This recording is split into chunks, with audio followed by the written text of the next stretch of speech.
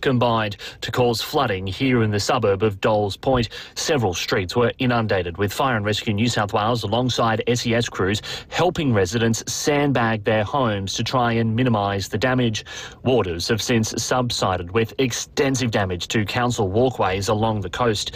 A surf warning is still in effect for the coastline, with New South Wales Water Police and other authorities warning Sydney-siders to stay out of the water and off walkways that get too close to the ocean.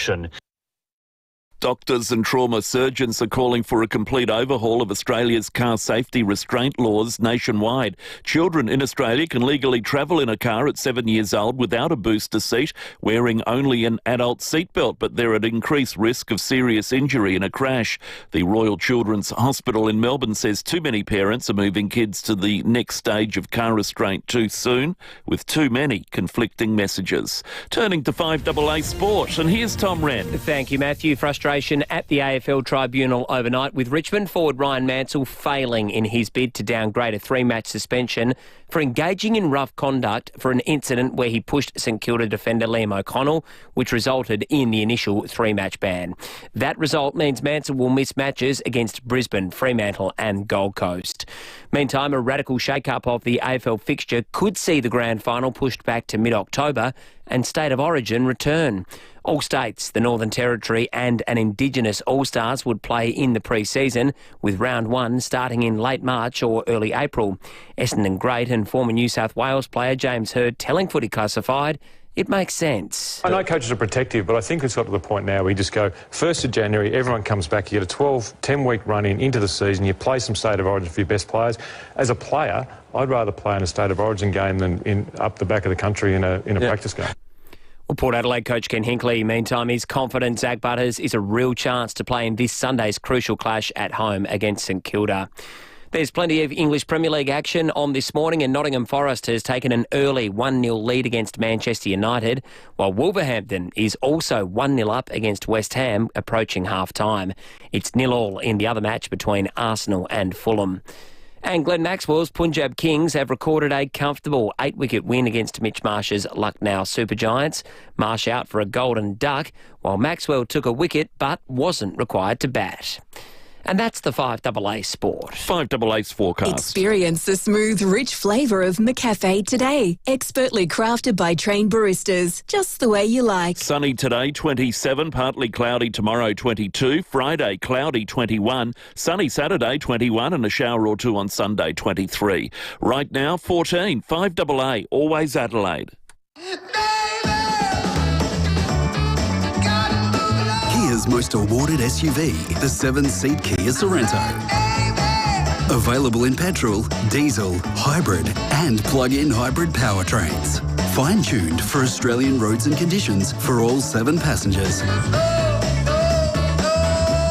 To find out more, visit kia.com.au or visit your nearest Kia dealer. Kia, movement that inspires.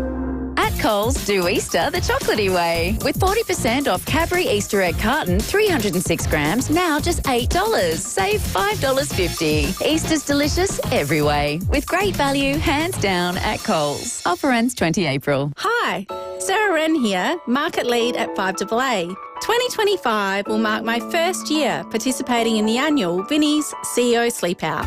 On June 19, SA business and community leaders will gather at Adelaide Zoo for one night to raise funds and awareness for people who sleep rough every night. If you're a business or community leader, help break the cycle of homelessness by signing up at ceosleepout.org.au. We know you are concerned about SA's public hospital capacity and how long it can take to see a doctor. So are we. We need enough doctors to provide the safe, quality care you deserve. There are solutions for South Australia and it's not rocket science. Visit safermedicalstaffing.com.au and sign the petition to support our 3-point plan for enough doctors for South Australia. Authorised by Dr David Pope, South Australian Salaried Medical Officers Association, Adelaide. The roller door doctor, this is Nurse Tracy. Hi, I'm having a little issue with my front area. Oh, and what seems to be the problem? It's kind of stuck. Well, that's okay. We service, maintain and repair swing and sliding gates. The Roller Door Doctor, helping SA get it up and moving for over 30 years. Contact the Roller Door Doctor for all your gate and garage door needs. therollerdoordoctor.com.au or call 834 99 005. In Adelaide and across South Australia, this is 5AA, always Adelaide. The Hyundai Keys to Summer event ends soon. Unlock offers now. Visit Hyundai.com.au. David Penberthy and Will Goodings, 5AA Breakfast.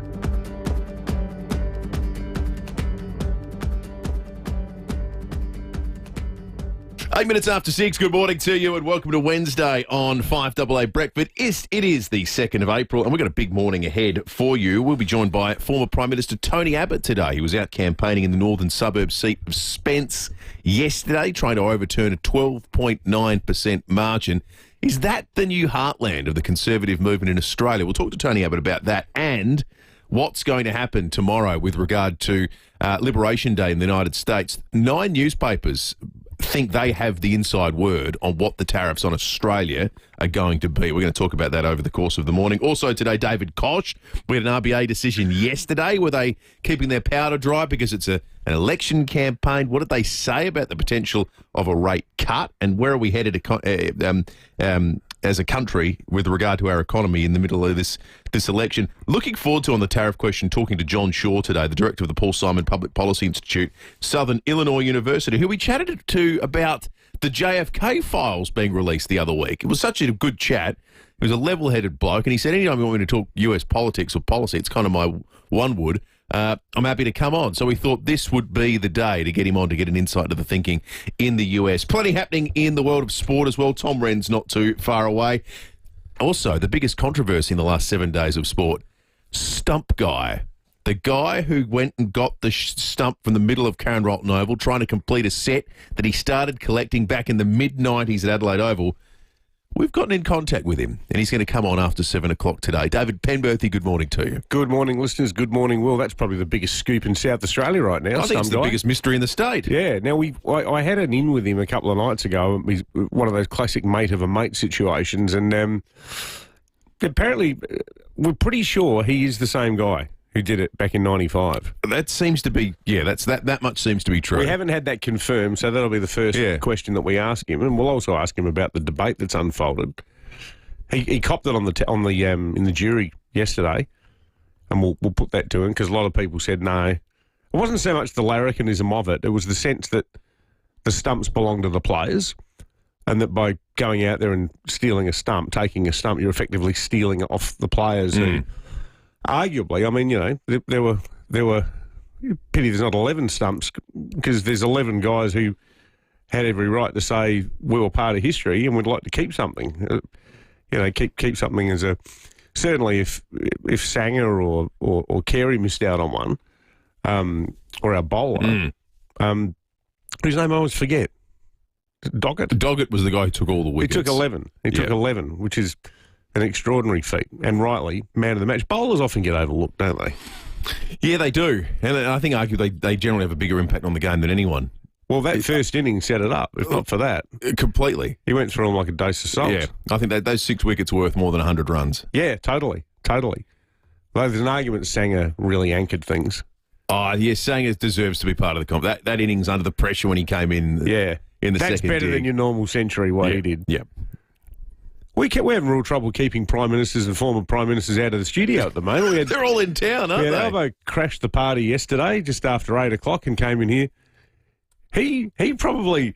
You were the master, Will, of the sucker punch. But last week you got him through, I think, traditional hard journalistic questioning on the housing policy question, vis-a-vis how many houses has the government actually built through its vaunted home construction program amid spiralling immigration. Yep, 750,000 more people on the way. But yesterday you got him by accident, I think, through humour. Yeah, because we were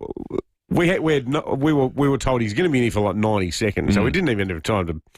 Well, there's no point preparing for any questions. He was downstairs at Nova, and then he popped in to see us. But his response to your jocular question about, just in case our Chinese friends are listening, is there anything you'd like to say to them? about the spy ship off our waters, and the fact that you asked the question in a funny way. He answered it in a funny way. He answered in a funny way. Some people wrote that up as a gaffe on his part for being, Mr. Albanese even appeared to laugh on Adelaide radio when asked about the presence of a Chinese spy vessel. Well, this Will bloke started it. Yeah, he wasn't. To be fair, he wasn't asked it in serious fashion. His problem is not the answer to that question. It's the perception from critics of his about how he's handled it to this point. And that was soft. And that was the cherry on top. Yeah, yeah. He hasn't taken it seriously, and then even asked about it when it's live in the moment, was happy to joke about it.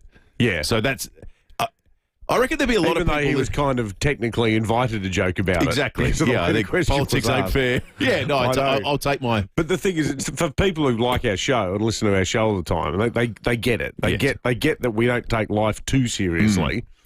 And there's, it's not like the Chinese have actually started opening fire on us. No, this one doesn't even have guns. I mean, come on. This is much better than the last one. That's right. I mean, at this rate, they'll be renting Popeye for the afternoon. Oh, it'll be the Love Boat next. Yeah, I know, exactly. The fun ship. Fair Star. Only with PLA soldiers on board. So I'm looking forward to the chat with Tony Abbott. Because I tell you what, if the Libs win Spence, they're winning the election. I think he's interesting because of not just who he is, but where he sits in the Australian political landscape. And because he's outside of politics now, he can actually answer honestly. So we can talk about... My worry for the Libs, though, is that Tony Abbott thinks the Liberals are a much bigger chance of winning Spence than the Liberals do. Like, yeah. I don't think that locally, I don't think that they have put any... Well, we heard it yesterday with that great caller. Apologies if you're listening, I've forgotten your name, but the lady who rang right at the end of the show, Julie, that's right, thanks, Lois. Julie was saying there's a fight to be had out here. It's just that the Liberals don't turn up for it enough. And it does make me wonder whether, you think back to the 90s when people like Trish Draper were the member for Macon, they had a much stronger presence out there then. That's true. I think the other thing we shouldn't discount before we, sometimes we put one and one together and make three when it's an election campaign and we're thinking about everything's strategy. He was out, Tony Abbott was campaigning with Daniel Wild, who is a colleague of his at the Institute of Public Affairs. So he's probably doing his mate a favour. Yeah, that's a big part of this as well. It might, does it mean they think they can win? Does it mean a shift to the Conservative heartland? What's the thinking? It could just be, hey mate, you're going to do me a solid and come and press the flesh at the local shopping centre. Well, that's right. That's right. That can be a big part of it too. 16 after 6, we're going to take a break. There's plenty of news headlines to get into right after this. Rochelle Charles was murdered and her killer has never been caught. Join me, Ashley Hansen, cold case specialist Damien Loon and Rochelle's sister Christy for Dear Rochelle, a new true crime series. Visit dearrochelle.com.au. Adelaide's local, trusted and truly connected talkback radio station. 5AA. Always Adelaide.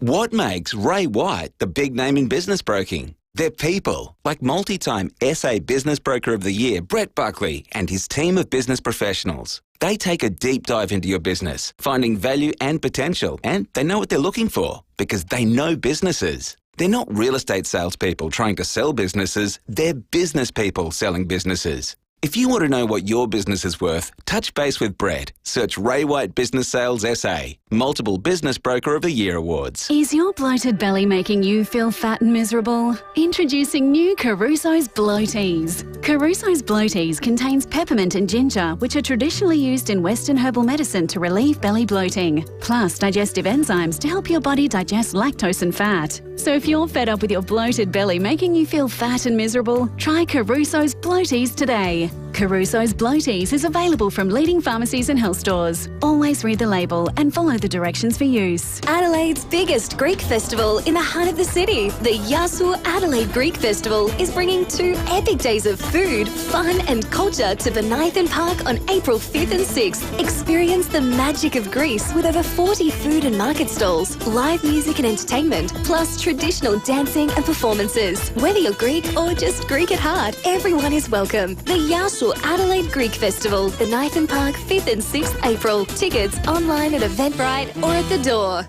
When you buy Fluorio Milk Company milk, you're pretty much buying direct from the farmer. We bottle it and send it straight to the supermarket. We deliver it ourselves too. It means we can give SA dairy farmers the best possible price per litre. So when you buy Fluorio milk, you're supporting SA dairy farmers and their families. Plus, your money stays here in SA. And in these times, that's good for all of us. Look for the local in your supermarket. Fluorio Milk Company. We're for SA dairy farmers. It all started in the back shed. Maybe it started early. Or late. Either way, the Olympic Industries sale means there's no need to wait. With big savings on our entire range of SA-engineered sheds, garages, carports and verandas, you can afford to start something big, tough, or tasty in your own backyard. Start something with the Olympic Industries sale. On now. FIVEAA Breakfast is streaming live right now. To watch, simply head to FIVEAA on Facebook or YouTube. Hyundai Prius is on now with great deals on new and demo models. Visit Hyundai.com.au. David Penberthy and Will Goodings, 5AA Breakfast. 20 minutes after 6, news headlines on this Wednesday morning. South Australian police are investigating the theft of 2 truck trailers parked in the Murray River town of Mannum on Sunday night. This is your second home. Sunday night. Mannum. Sunday night or Saturday night? Sunday night. 2 truck trailers, 2 okay. B doubles, both tri-axle tipper trailers, were from Queensland. They were registered YQ37LL and YQ38LL. 2, obviously similar number plates, so same company? Yeah, I don't know. Same business or something? So these are like huge truck trailers. B doubles, yeah. These are huge. How on earth would anyone steal that? And what do you do with them? You'd need a truck to do it, by definition, wouldn't you? Because you can't tow it with a normal car. How bizarre. Interesting. Just trying to think where they would have been.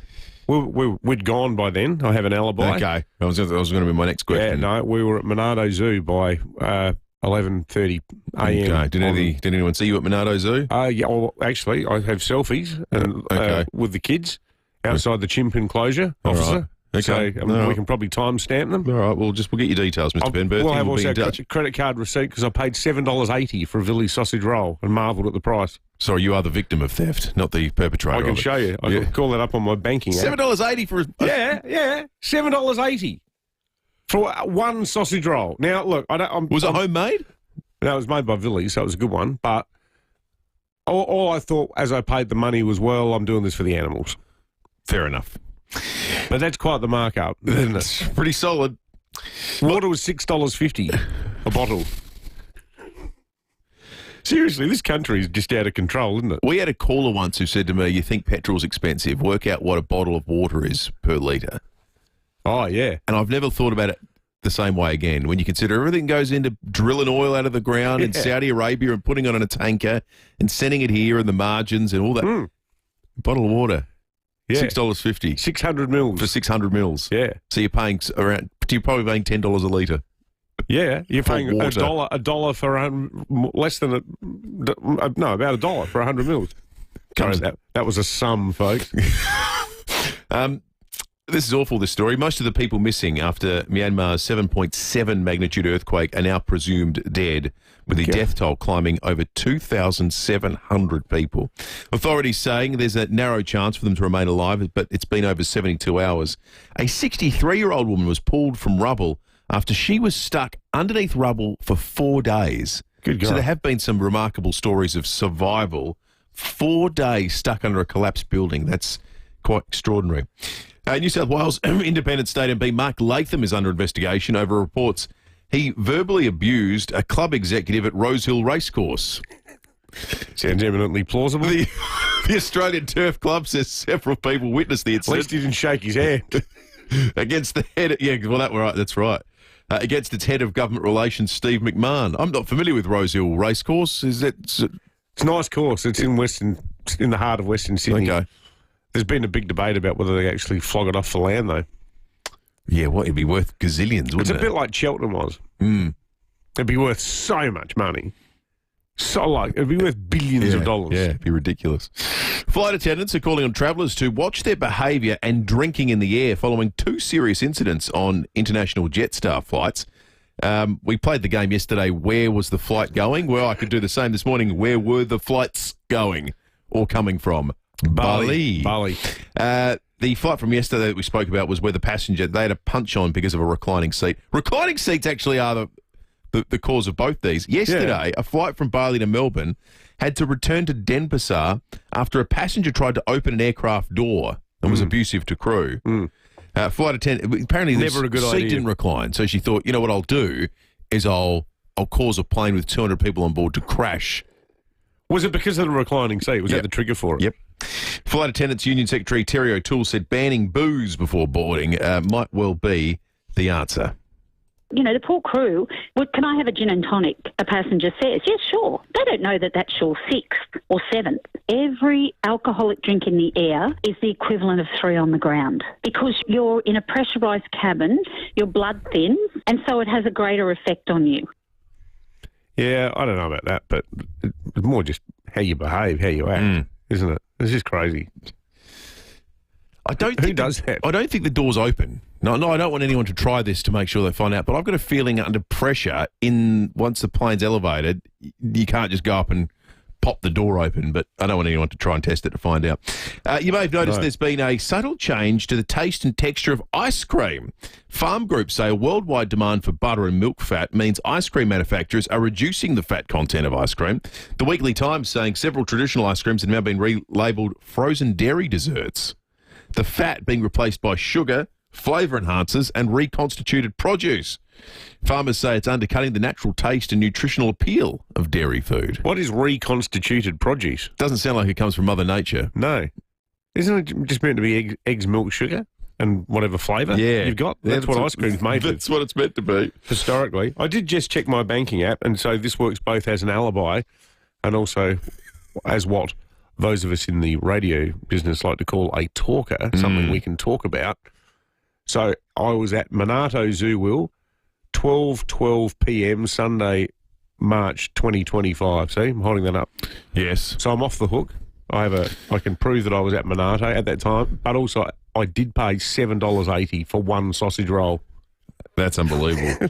And if I go down the stairs after the show and find 2 B doubles parked in the underground car park, I'm going to be really disappointed. Yeah, well, that's all right. You never know what you'll find out. What about Jo? She's off to see Human Nature tonight. She said, remember you interviewed Toby Allen a few months back. That's right, we did, didn't we? Have a great time, Jo. And one of our listeners here says apparently bottles of water in Greece are capped at 50 cents everywhere. How about that? Not the sort of paragon of economic management, the Greeks, are they? But I think they may have nailed that one. It's probably a government program. Yeah, that's right. Free water for everyone. It will add it to the debt. Yeah. 13.9 degrees outside in the city at the moment, heading for a top of 27. It does feel cool, really cool outside. It's going to get that way again tomorrow, 13 the minimum overnight, heading for a top of just 22 tomorrow, so it doesn't particularly warm up. From tomorrow onward, Friday, 21 and cloudy, Saturday, 21 mostly sunny, 23 and a shower or two on Sunday, 23 on Monday and 23 on Tuesday. So a bit of a cooler change sweeping through the next few days. Tom Wren has swept into the 5AA Breakfast studio to talk sport with us. Morning, Rennie. Morning, Will. Morning, David. Fellas, a lot of talk about Zach Butters and, will he or won't he be at Abbott and beyond next year. The coach, Ken Hinkley, was on at his press conference yesterday, his weekly press conference. Have a listen to what he had to say in that. Just see the way he plays, I see the way he acts. His connection to this footy club is really, really strong. He's got great relationships, and I love the way people, form it to my relationship. Zach's got great relationships with this whole footy team, and he's not all these players, all these coaches. He's a pretty important piece to this footy club, and as you asked me before, I'd like to have him out there playing pretty soon. So it looks like he is potentially going to play this week, a big game for them. But, yeah, it's going to be a very close watch over the next 12 months. Were you convinced by what Ken said, Tom? Well, the problem is Ken's not going to be there, beyond this year. And I'm also... Look, we hear the family thing a lot, but I think with Zach, he is very, very close to his family. So I suspect... In Victoria. I suspect... If I was going one way or the other at the moment, I think he's probably going. It's a bit like the Crows losing Dawson. Be a big loss. I hope he stays, and I think Port will pull on him hard because he's probably their best player. Yep, that's fair. Now, if he was to go this year, they'd get adequately compensated as they should because I think the league recognises that he's their best player and maybe a top 5, 10 player in the comp. But, gee, that's a close watch. And look, player movement, it happens all year round now. What about yesterday? So Oscar Allen's been spotted with this meeting with Sam Mitchell. He's the West Coast captain, and West Coast is a club on its knees in total turmoil. They were, if you're a West Coast fan, that effort on Sunday, Harley Reid's behaviour as well. Like, I know he's a young kid, he's under a lot of pressure, but it's just, they look listless and the captain, Allen, who's had this meeting, gets 4 touches against Fremantle. Now, he's a big man and he needs service, but it's just, there's a real stench and it's a new coach and things can turn and they can turn quickly. Look at Hawthorn.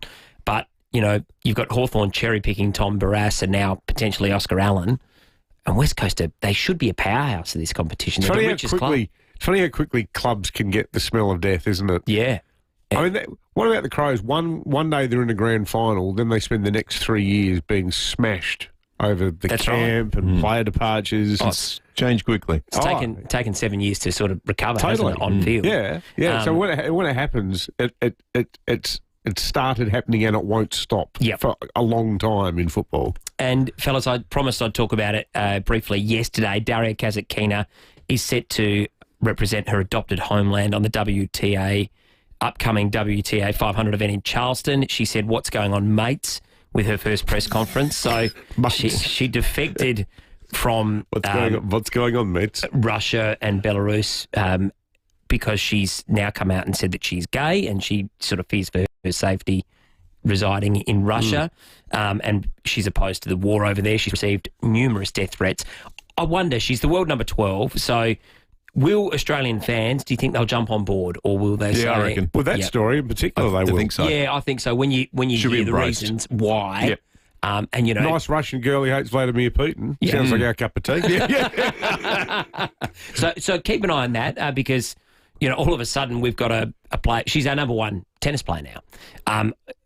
The critics would say, does it take away from the likes of Kim Birrell and those who have come through the system, et cetera, et cetera? But I think given the circumstances... Well, I think, you know what? Australia's made by people that were fleeing oppression. Yes. Totally. Generations of people, parents, grandparents from Asia, from Europe. Well, you and I know that, Asia. don't we? That's right. Like her story is actually a pretty familiar Australian story, I think. It's a great celebration of 100%. Australia being a free place to come to. Like, this is what we do. Yes. We take in good people that have been persecuted elsewhere. Yep. Well said. Give us your poor huddled masses. Yes. That's what it says on the Statue of Liberty. Yeah, does it still? I don't know. Maybe we should move it to Australia. Good on you, Reddy. Thanks, boys.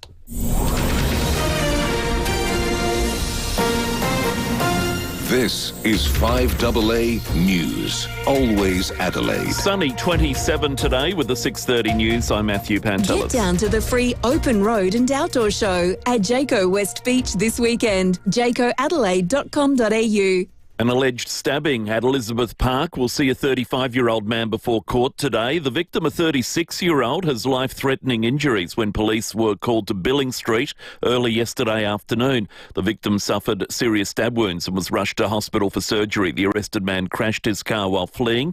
Police say the pair are known to each other.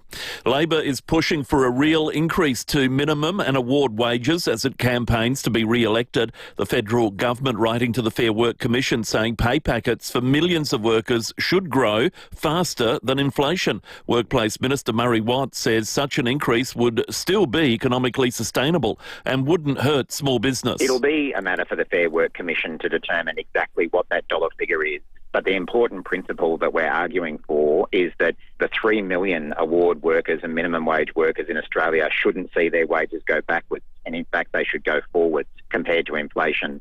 US President Donald Trump is perfecting the details of new tariffs with his trade team. Mr. Trump planning to impose more levies on goods on what he's describing as Liberation Day tomorrow. The White House says the president is still open to last-minute negotiations with world leaders. Dementia experts are calling for urgent funds as Australia gets closer to the May 3 federal election. More from Gabrielle Hodson. Dementia Australia says the nation faces a crisis with the condition set to become our leading cause of death in an underfunded health system. Almost 500,000 people are estimated to have the disease, with 2/3 living in the community and 1.7 million involved in their care. The peak bodies told News Corp the situation is already critical, with hospitals and aged care unable to meet demand. Medical experts say we need a new national screening program and the promotion of ways to halt or slow down brain decline. A new campaign, meantime, being launched to help increase Australians' understanding of autism. It follows research which shows nearly half of Australians have only a limited understanding, and 1 in 3 admitting they don't know how to respond when someone discloses that they're autistic. The campaign, which coincides today with World Autism Understanding Day, provides practical guidance and resources for the community. Aspect CEO Jackie Borland says we need to do better at understanding the needs of autistic people. The YouGov study found that only half of us believe that we have a good understanding of autism, and 1/3 of Australians wouldn't know what to say if someone disclosed that they are autistic. And this shows that we really need better public education. If you've noticed the taste and texture of ice cream changing, you're not imagining things. Farm groups say a worldwide demand for butter and milk fat means ice cream manufacturers are reducing the fat content of ice cream. The Weekly Times says several traditional ice creams have now been relabelled frozen dairy desserts, with the fat replaced by sugar, flavour enhancers and reconstituted produce. Farmers say it's undercutting the natural taste and nutritional appeal of dairy food. Now turning to 5AA Sport, Tom Wren, good morning. And a very good morning to you as well, Matty. We're going to start with football. Giants captain Toby Green has conceded it doesn't look great for AFL captains to take meetings with other clubs. It comes after Eagles skipper Oscar Allen met with Hawthorn coach Sam Mitchell and his wife while they were in Perth. Green telling Fox Footy as captain it wouldn't sit well with him having a meeting with another coach. I think as captain as well, you sort of got to sit above that, and you're probably not entitled to have those conversations. I know, me personally, that would feel wrong, but yeah, I mean, everyone's different, but it is the way the footy's going, so I reckon we'll end up seeing a fair bit more of this. Meantime, the AFL season could be pushed back to start in late March or early April. A radical plan being considered could see State of Origin return in the pre-season as the grand final is pushed back to mid-October. Let's go to soccer. Arsenal has a 1-0 lead with about half an hour to play in its English Premier League clash against Fulham at home. The Gunners taking the lead in the 37th minute. 180 in behind Robinson. Marino and deflected in. Audio there thanks to Optus. Elsewhere, Nottingham Forest is also 1-0 up against Manchester United, while Wolverhampton also leads 1-0 against West Ham. And that's the 5AA Sport. 5AA's forecast. Experience the smooth, rich flavour of McCafe today. Expertly crafted by trained baristas, just the way you like. Sunny today and 27, partly cloudy tomorrow 22, Friday cloudy 21, 21 for Saturday, sunny, a shower or two on Sunday 23. Right now it's 14, 5AA, always Adelaide. The Hyundai Keys to Summer event ends soon. Unlock offers now. Visit Hyundai.com.au. David Penberthy and Will Goodings, 5AA Breakfast. 24 minutes to 7, police, weather and a touch of etiquette on the way. We should get some police home care texts in first, though, I think. What about this one? I tried to open the door of a plane after mistaking it for the toilet. I had a long day and I was tired. No. And dopey. Seriously? Imagine that. That'd be quite the... quite breezy. Just popping out, just going off to powder my nose. Wait, shouldn't be long. Make sure you're wearing your parachute. Reminds me of that unkind joke that's being made about Snow White at the moment, the new film that people don't like. When people said if I was watching that film, I'd walk out of the cinema even if I was on board a plane. Yeah. Joe wants to know if I could afford to pay $7.80 for a sausage roll because I'd stolen 2 trailers. And that's not true, Joe. Jared knows his stuff. He says, morning, guys. At cruising altitude, the cabin pressure is higher than the pressure outside, creating a force that keeps the doors securely closed. That's what I was thinking. Yeah, but please don't try to open them. How about these passengers? Show some damn respect. The aircraft isn't your private bar, nor are the flight attendants your personal waiters. Have a great hump day. Good on you, Jared. Good advice as well. And Simon and Tanunda, to the point that the woman in the news headlines made earlier about how drinks on board at 32,000 feet are 3 times more potent than they are on Earth. Simon says it makes David Boone's beer record even more impressive. Oh, my word. Well, it's not 52 cans, it's 156. That's a lot. And no incidents. I know, he just sat there quietly. Just collected his record. He sat there extremely quietly at the end. Yeah. Then he had to be carried off the plane. Then he went out and smashed the bombs all around the bar. Exactly. Lucy's in the studio if you're watching on the Facebook and YouTube live stream because it's a Wednesday morning and it's time to talk etiquette. Today, a food etiquette question, Luce. Yes. Potato bake came up in our discussions in this segment last week, and ever since then, none of us have stopped thinking about the homemade potato bake. It's a good dish. It's a classic. It's a staple. Winner. It's always a winner, especially if you put a bit of French onion soup mix in it, like my mum does. And if you want to sound really pretentious, moi, to use the Faulty Towers line, you can call it potato au gratin. Yeah, but is that pretentious in here? Isn't the actual French term for a potato dauphinoise? That's a separate type of dish. Yeah. Our potato bake here in Australia is very Aussie. I Doesn't think. have to be. We've just Aussified it. But it's a classic that you want to bring to a family dinner usually. It's one that I always request if I go home and see the family. But do people bring it because it's easy? Probably. Or do people instead opt out, not for an easy dish, but they purchase something instead to bring to a family dinner?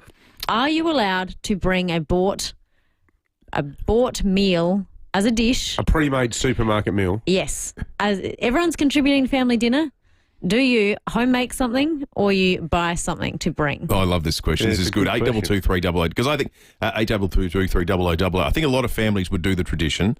And my wife's family's really big, and this is every family event that they have. Everyone has to bring a dish. And there are certain people that become specialists because they do the best potato bake or the best lamb or whatever, potatoes. Yes. Some people do the best potatoes. But then there are some people that have no skills at all. Moi. Shock. And so the best thing you can get at Foodland. Well, yeah, I mean, I just genuinely have to, it's a cost-benefit analysis, isn't it? Doesn't it depend what the dish is? See, I think if you were going to someone's house and you rang Chanellas and said, hey, Chanellas, this is going to be my point. Can I please get a tray of your finest capicola, mortadella, prosciutto, some bocconcini? Like, you turn up with like one of those Chanellas platters festooned with grazzini sticks wrapped in jamon, and people are going to go, thank you. Yes. However, if you pop into the IGA and buy a lasagna that needs to be microwaved for 12 minutes, that's got a bit of thinning red liquid oozing out the side of the bendy foil container, nah. Let us know, folks. Is it acceptable to bring a pre-made meal when you're all bringing a plate to a family event? 82230000. Text us on the Police Home Care text line. And maybe there's a line, and maybe there's a more subtle answer about the style of dish. Like it's what I think if you're bringing something like a fancy, not a loaf of bread, but one of those bread wraps that have got spinach and feta in that. I'm not expecting you to make a fancy bread roll. But as opposed to like a bag of Tip Top. Yeah, but you can go get those pull-apart things from Baker's Delight. That's acceptable. That's good stuff. I'm not going to stand in the kitchen and make that. I think David's hit on the crux of this question. It goes to, like a salad's probably pretty easy to prepare. I don't know if you can get away with bringing a store-bought salad to a family event. What does Debbie in Semaphore say on the open line 82230000? What is you, Debbie? Oh, hi guys. Hi Lucy. How you going? Hello, Debbie. What do you reckon? We like to make our own one because it is cheaper, but I go over the top. My husband says, Tony, hello if you watch it or hear it. Anyway, I go over the top with garlic or maybe a little bit too much salt or a little bit more chili in my dish. I don't think what's your dish? There's no such thing as too much of any of that stuff. Well, what's the dish? Well, potato bake. Sorry, I probably didn't do it really right. My dish is just anything, but it's always over the top with spices. Okay, yeah. Seasoned with a heavy hand. Yeah, that's good. I like that, Debbie. Debbie, I'm going to send you some tickets to the ballet because the International Ballet's in town. So thanks for calling, Debbie. It is Shakespeare at Her Majesty's Theatre, April 11 and 12. Thanks, Debbie. What do you think, George? Hey, when I go to a family do, first thing I do is go straight down to the cheesecake shop. Oh, that's a good call. They're good quality cheesecakes. Yeah. I get the big cakes that can serve for everybody. That's a nice gesture, I reckon, George. Thank you, George. I mean, same deal. Cheesecakes take time. You've got to set them in the fridge. Yeah. Or the oven or however you do it. I've never made one, but I think it's fair enough to buy a cheesecake. Every family needs one pastry enthusiast, I reckon. Yeah, and I'm not that person. Yeah. If I took dessert to someone's house, they'd never invite me back again because they can't make it. My sister-in-law is that person, and you just know. Hang on, Kylie's going to be there? Oh, the dessert's going to be unbelievable. Stacey, good morning. Good morning, boys and Luke. I think it's up to the person and their capability. 4 of us cousins get together every so often, and by the time you try to make something, you're worn out. So, and get easy salads, and then we can chat all day. Yeah, that's nice. That's what the point of the event anyway is, isn't it? I'd be upset, though, Stacey, if you came over and you didn't bring any of your wonderful biscuits. Oh, hey. They're fun. They're fun. Yeah. They're lovely. Our kids love them at Christmas time. Thank you, Stacey. Sally in Hillcrest, good morning. Good morning. I'm with David. It really depends on the dish. I'm with him. If it's a lasagna or a pasta-based dish, nothing beats homemade. But if I'm asked to bring a dessert, I'm going to the shop and buying a pavlova base and decorating it. Yeah, totally. Pavlovas never turn out. I think, Sally, there's nothing wrong with buying a pre-made pavlova casing, and then you can fill it with your choice of cream and fruit. I think there's nothing wrong with that. You can customise it a bit. Yeah. Yeah, totally. You've had a crack. Yeah. Chris in Christie's Beach, good morning. How you going, guys? Good, thanks, Chris. Yeah, well, I have a lovely family, and we get together a couple of times a year, mate, Christmas time, and my family do know me very well, and I'm on about my 20th year bringing a chicken or pasta salad. So that's about my expertise. That's good, though. No, that's a functional role. It's consistent. It's important, Chris. Exactly. I defend that. Chris is a man after my own heart. Yeah, 100%. That was good. That was good. You know what? It clearly... The answer to this, etiquette by its nature is often a very judgy sort of a segment. Families kind of get it and they work it out. That's what's coming through on the open line. I feel like families understand, but if you're in a bunch of friends and everyone has made something and you're the one who's bought something to bring, how severely are you judged by your friends? Now, that's great. That depends on your history in that friendship group, I think. Because if you're just that person of the group, everyone goes, If you do it, if you've never been that person and you suddenly do it, people go, what?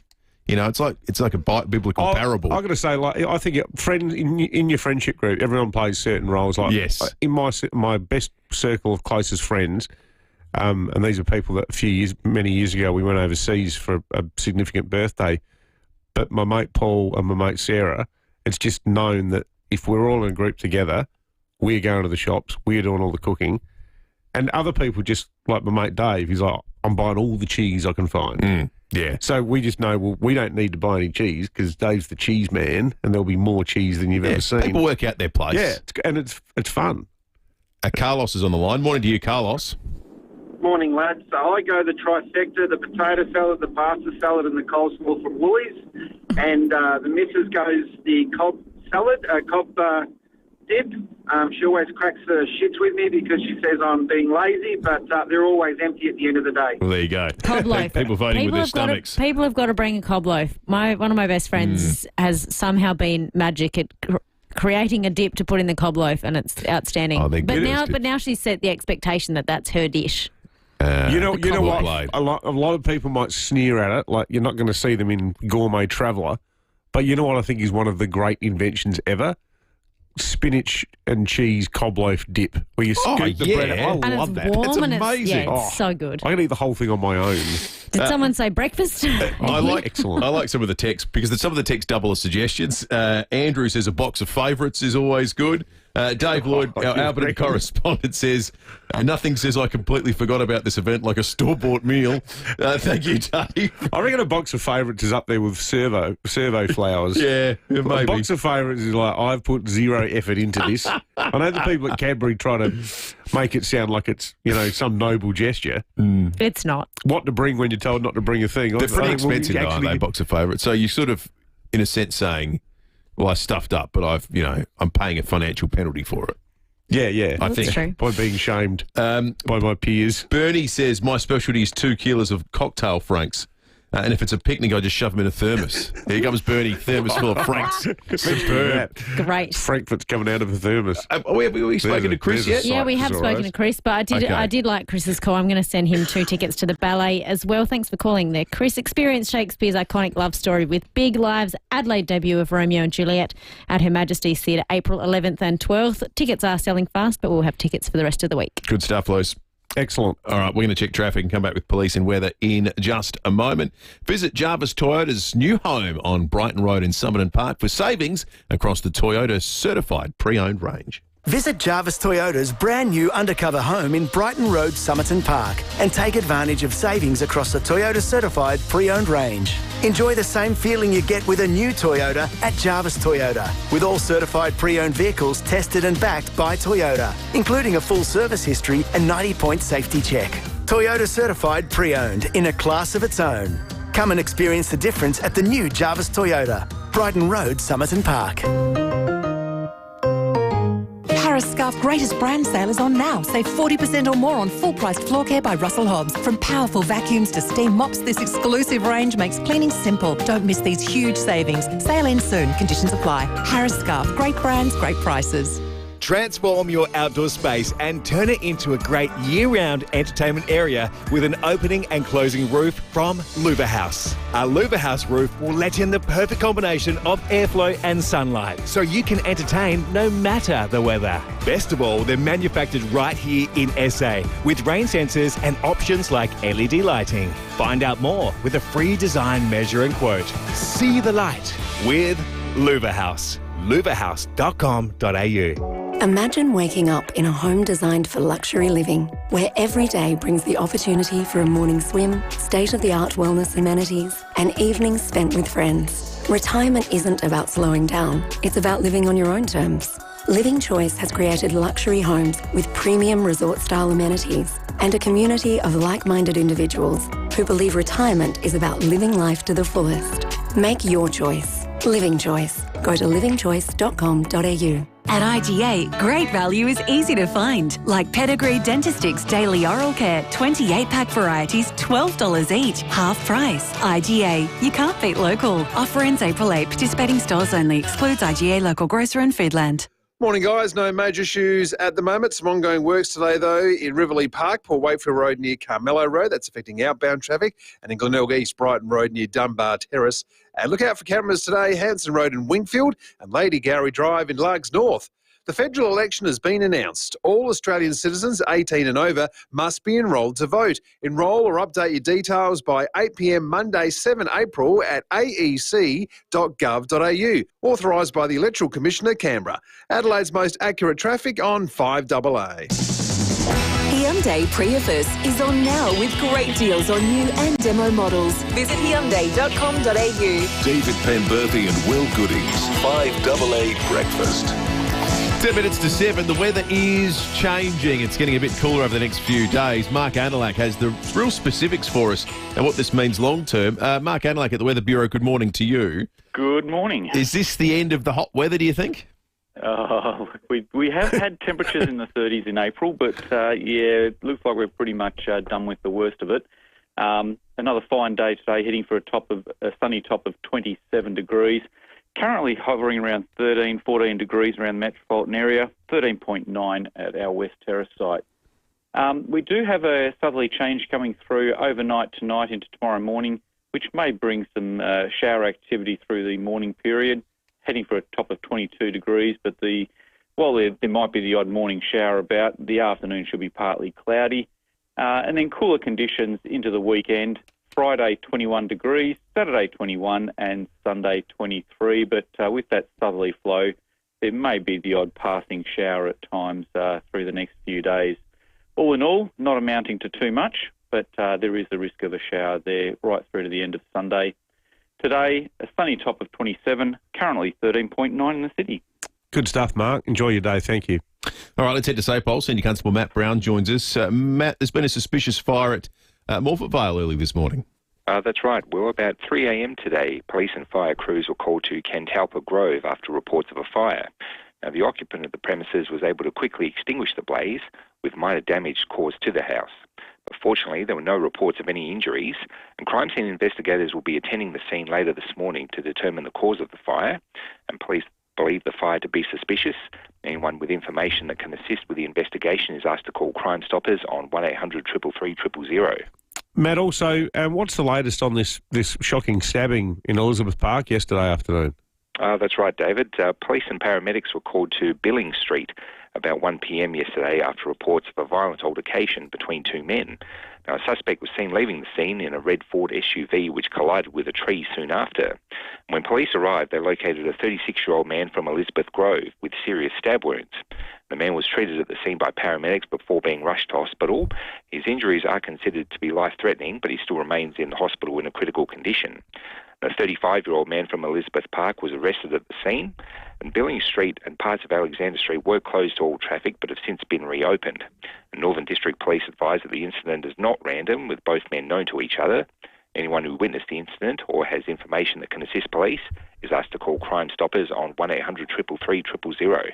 Thanks for that, Matt. Senior Constable Matt Brown there from SAPOP. Hey, guys, I want to do something a bit different today. I'm actually going to start talking broadly about the contents of today's Breaking at 8, because I'd like to hear from you, our listeners, and I'm talking specifically about listeners who live in the Seacliff Park, Merino, Kingston Park and Seacliff areas near the Villawood housing development. Now, in the last couple of days, I've heard from a number of residents. Some of them don't want to go on the record, but some of them do, and we'll be talking to some of them after 8 o'clock. Apparently, the dust problem in this area is off the charts. People are deeply unhappy with the way the issue is being handled by the Environment Protection Authority, who've been sort of blithely dismissing their concerns. And a lot of it stems from this major housing development, the Villawood housing development, which is an old concrete site. Now, there was an issue where one of their water trucks broke down over summer when it was as dry as a bone. But there's also questions about whether they're actually using water trucks frequently enough anyway to damp down the dust. But I've been sent photographs that, dead set, it looks like Pompeii. People's back decks, people's cars, absolutely covered in dust. So if you live in the area and you've been affected by it, we'd love to hear from you, 8223 0000, but stick around because we're going to have more about it on Breaking at 8. Love to hear from people about that. 5 to 7. Let's head out on the road for the first time this morning and catch up with Jade Robran. Good morning to you, Jade. Good morning, fellas. And it is. I won $17.55 in the $30 million lotto last night. What are you doing at work? Not bad. Not good enough to retire, but it's close. It is not as good as this story, though. A Happy Valley man, we're going to call him Barry. Barry from Happy Valley won $1 million in the Wednesday Windfill. Yay, Baz. Baz is a retiree and has been playing a game of lotto strategy. So he hasn't just picked random numbers, doesn't pick the same numbers. It is a game of strategy for 4 long decades, and on March 31, it finally paid off. And yes, that is a Monday, so I'm not sure why it's called Wednesday Windfill, but anyway, we continue. So what is his strategy? Barry says he has an interesting way of playing. He always looks at the previous week's draw results and always chooses different numbers to what was drawn. There you go. And when asked what is he going to do, how is he going to spend his money, he said that his house needs a little bit of work, so there's that. I could even buy a new car, and I'm thinking I'll take a holiday to Queensland. And the lucky ticket, it was purchased from his winning entry. It was purchased from the Happy Valley News Agency at the Happy Valley Shopping Centre. Guys, have you ever won anything big? My biggest lotto win is $28. 28 big ones. Never won anything. One of my uncles wins stuff constantly. One of my best mates won. He won a car on Wheel of Fortune, Holden Barina, I think it was, from memory. But no. What about you, Will? You win stuff? No, I'm not a big lotto guy, but this is the equivalent of the lotto. I've won twice on 100-to-1 bets. Seriously? In sport. Yeah, I've won 2 100-to-1s. What, in sport or in horse racing? Sport. Seriously? How do you get 100-to-1 in footy? Once was Alex Keith to win the Showdown medal. That was a good $1,000 collect that day. And there was another 100-to-1. It was a basketball one that won't interest anyone, but it was 100-to-1. So that's the closest. That's my winning of the lottery. I accidentally guessed the trifecta once during a workplace argument with my then chief of staff when they were asking me to pester a politician who was in the middle of a fairly tawdry scandal, and they wanted me to ring this guy and get his tips for the Melbourne Cup. And I said, I looked at the form, I said, I'm not even going to waste my time ringing the bloke. Well, he hasn't spoken to us about anything for a month. So why is he going to suddenly pick up the phone and tell me his Melbourne Cup tips? Like, what? You know, it's illogical. No, the editor wants it. Oh, okay. But, and in the end, I just looked at the form guide and I said, I'll tell you what, if he was betting today, he'd go for Brew, Second Coming and Yippee-I-O. Was it Yippee-I-O? Anyway, that was the trifecta. Wow. So you picked it without picking it, I'm guessing. I said that was my joke. But then it was the trifecta. But I didn't put any money on it. That's excellent. It would have been about 99, 2000. I wonder if any of our listeners have ever won anything big. I think I got it in order too. Wow. That would have been worth a fair whack of cash. I'm not going to explain the context why I picked those three, but you can use your imagination. 822 300 the number, or the police home care text line 0448 08 1395. We're going to take a break. Our wrap of the morning stories coming up next, including what's happening today on the campaign trail and what we know about Liberation Day tomorrow. That's coming up. Hi, Brett Abbott here for Mawson Lakes Mazda. We've been doing deals on a huge range of 2024 plate Mazdas, and we've just received truckloads more of them, all priced to clear. These drive-away deals on new Mazdas include free 12 months rego, free stamp duty, and accessory packs worth $500. Yep, absolutely free. All exclusive to Mawson Lakes Mazda. No gimmicks, just great deals. Mawson Lakes Mazda, Salisbury Highway, T's and C's apply. Turn left here. No, wait, turn right. Recalculating. Now where's it taking us? While you focus on directions, we'll handle your car battery. Battery World has the largest range of quality car batteries, so you can leave it to the local battery experts to keep you moving. Book your free car battery test. Visit us or call 13 17 60 today. Battery World, one less thing to worry about. If you need to fix your pipes, call Precise. Call Precise. If your toilet's blocking up, call Precise. Call Precise. If your lights aren't turning on, or your hot water is gone, or a plumber or an electrician, call Precise. Precise. Precise Plumbing and Electrical. Call 1300 700 200. That's 1300 700 200. For fixed price services, call Precise. For a plumber or an electrician, call Precise. Call Precise. Mario Maiolo Promotions and FIVEAA present Blowin' in the Wind, honouring Rock and Roll Hall of Famers Bob Dylan with friends Johnny Cash, Joan Baez and the Travelling Wilburys. Come celebrate the legends who contributed to cultural change through inspired lyrics and songs of revolution with an amazing cast. The times they're a-changing, folks, so don't think twice because it's all right. Blowin' in the Wind, Her Majesty's Theatre, Friday 23rd of May. Book now at Ticketek. The latest local, national and international news for South Australia. This is 5AA News, always Adelaide. Sunny today, 27 the top with the 7 o'clock news. Good morning, I'm Matthew Pantelis. Get down to the free open road and outdoor show at Jayco West Beach this weekend. jaycoadelaide.com.au.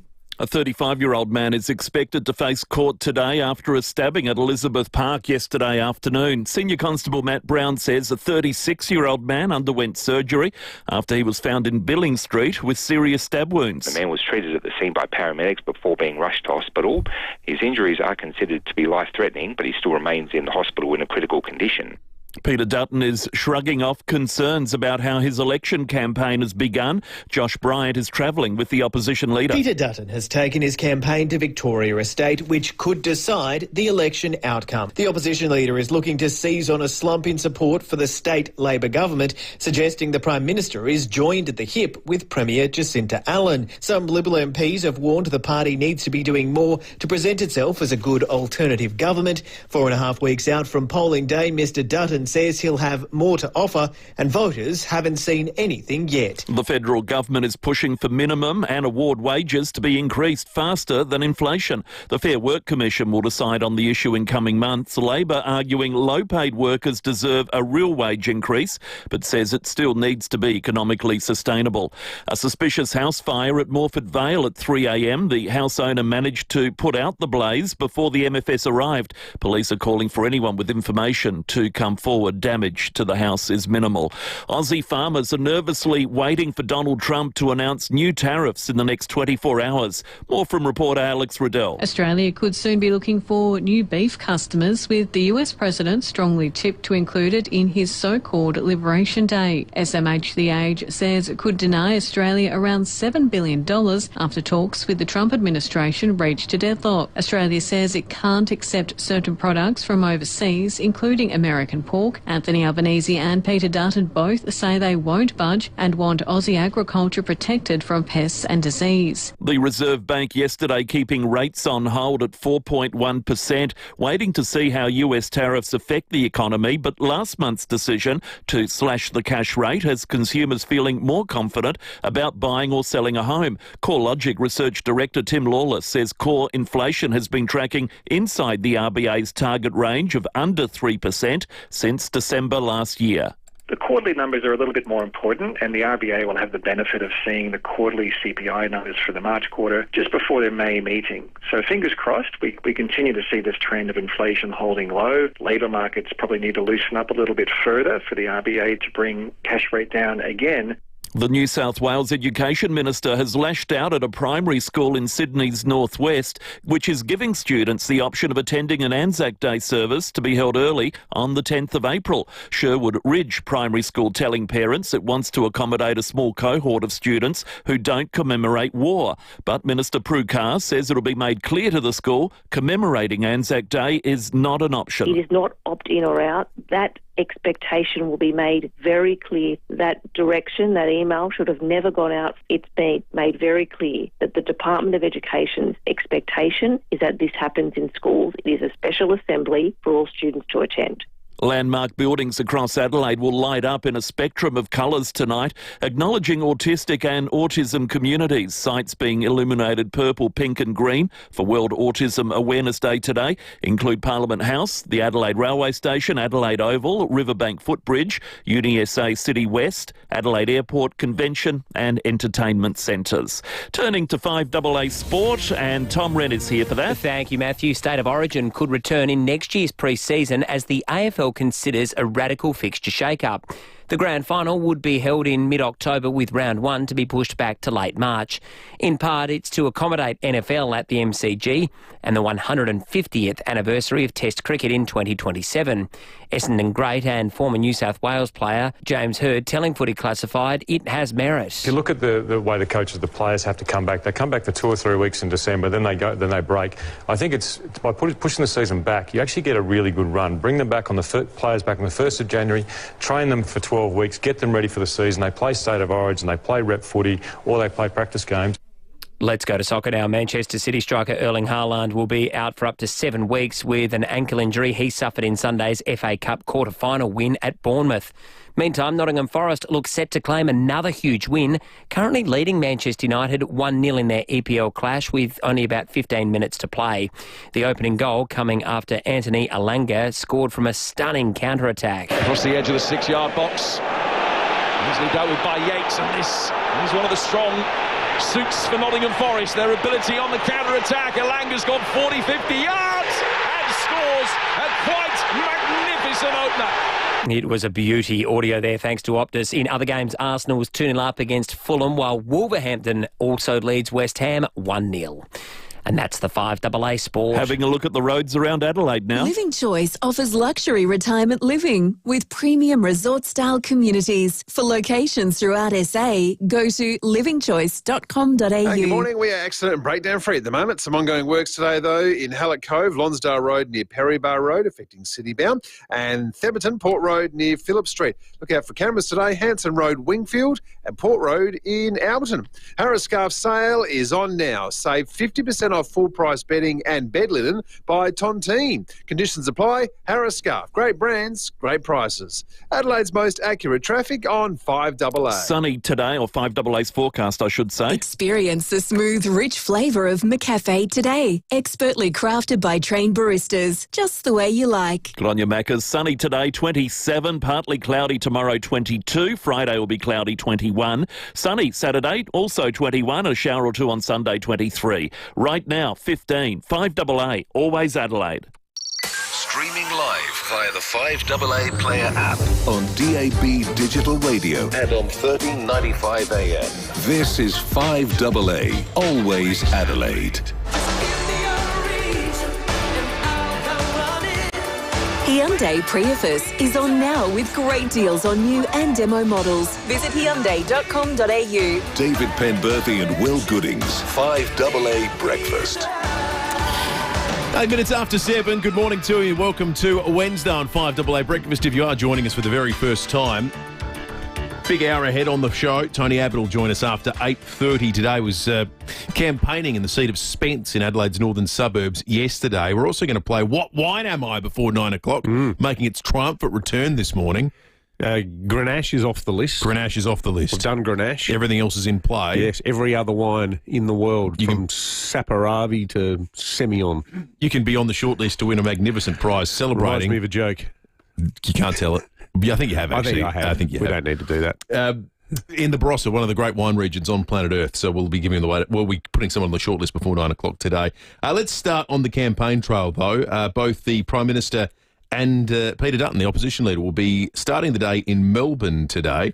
So the Prime Minister is going to be talking about above-inflation pay rises for 2.9 million low-paid workers. They've made a submission to the Fair Work Commission to raise the minimum wage. We'll get some more detail around the specifics of that over the course of the day.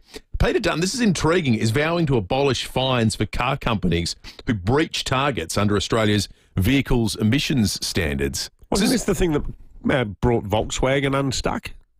Were they the company that was accused of falsifying? Well, they were cooking the books. They were widening back the odometer. Yeah, I'm not sure they were alone, but yeah, that was going on. So this means if you've got some gas guzzler, you can go your hardest. Well, it just means the company's not going to be forced to, prioritise making it green. This is the first real day of ideological divide in the campaign proper, I think. Yeah. Minimum wage v emission standards. Like, that's a ding-dong battle between two different views of Australia. Otherwise, it's been, well, here's a bit of money for health here.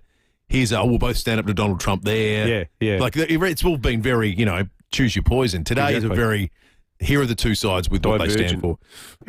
I wonder if Chris Bowen's going to come out and defend the existing arrangements, or has he? I actually think that Labor has taken what we jokingly suggested they should do, which is buy a safe from Paramount Browns and lock him up for the next 6 weeks. He's going to appear on the back of a milk carton. Yeah, he's vanished. He's been disappeared. I tell you what, I don't know what the opposite of. What's the opposite of being made to disappear? I tell you what it is. It's whatever Malcolm Turnbull is, because he's popped up again at a press club speech in Canberra yesterday. I'm not sure he's. It may be too late to be harming our chances of getting a tariff exemption tomorrow, but I'm not sure he's helping. Truth Social post, saying you're weak and ineffectual. You don't know anything about China. Then you should. If you're spooked by that, you shouldn't be in the job. This is the thing. We've got to stop looking at our own country through the prism of Washington.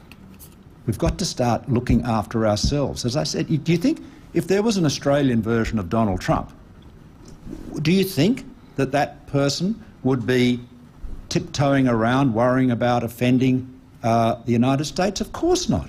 He'd be standing up for Australia. Well, we're going to hear a lot about standing up for Australia over the course of the next 24 hours. Tomorrow morning at 6:30 a.m. our time, we've now had confirmed there will be an event at the White House at which Donald Trump will be speaking to detail his global application of tariffs in what he's calling Liberation Day. White House Press Tech Caroline Levitt describing it as one of America's most important days ever. Looking ahead to tomorrow, April 2nd, 2025, will go down as one of the most important days in modern American history.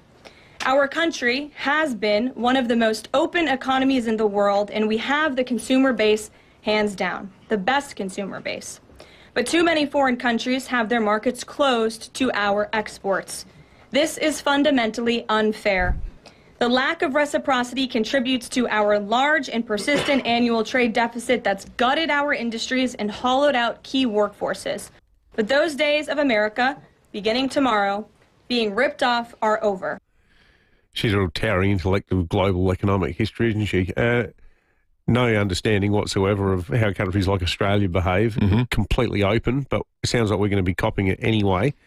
This is going to be interesting tomorrow, Will, because we're going to be all over it, aren't we? 6:30 tomorrow our time. We'll know specifically. 9 newspapers this morning have got a beat. But it sounds like reading between the lines based on what Australian industries are being told, and they have specific information about the claims that the US has made about Australia's conduct when it comes to trade. And I think this is pretty illuminating.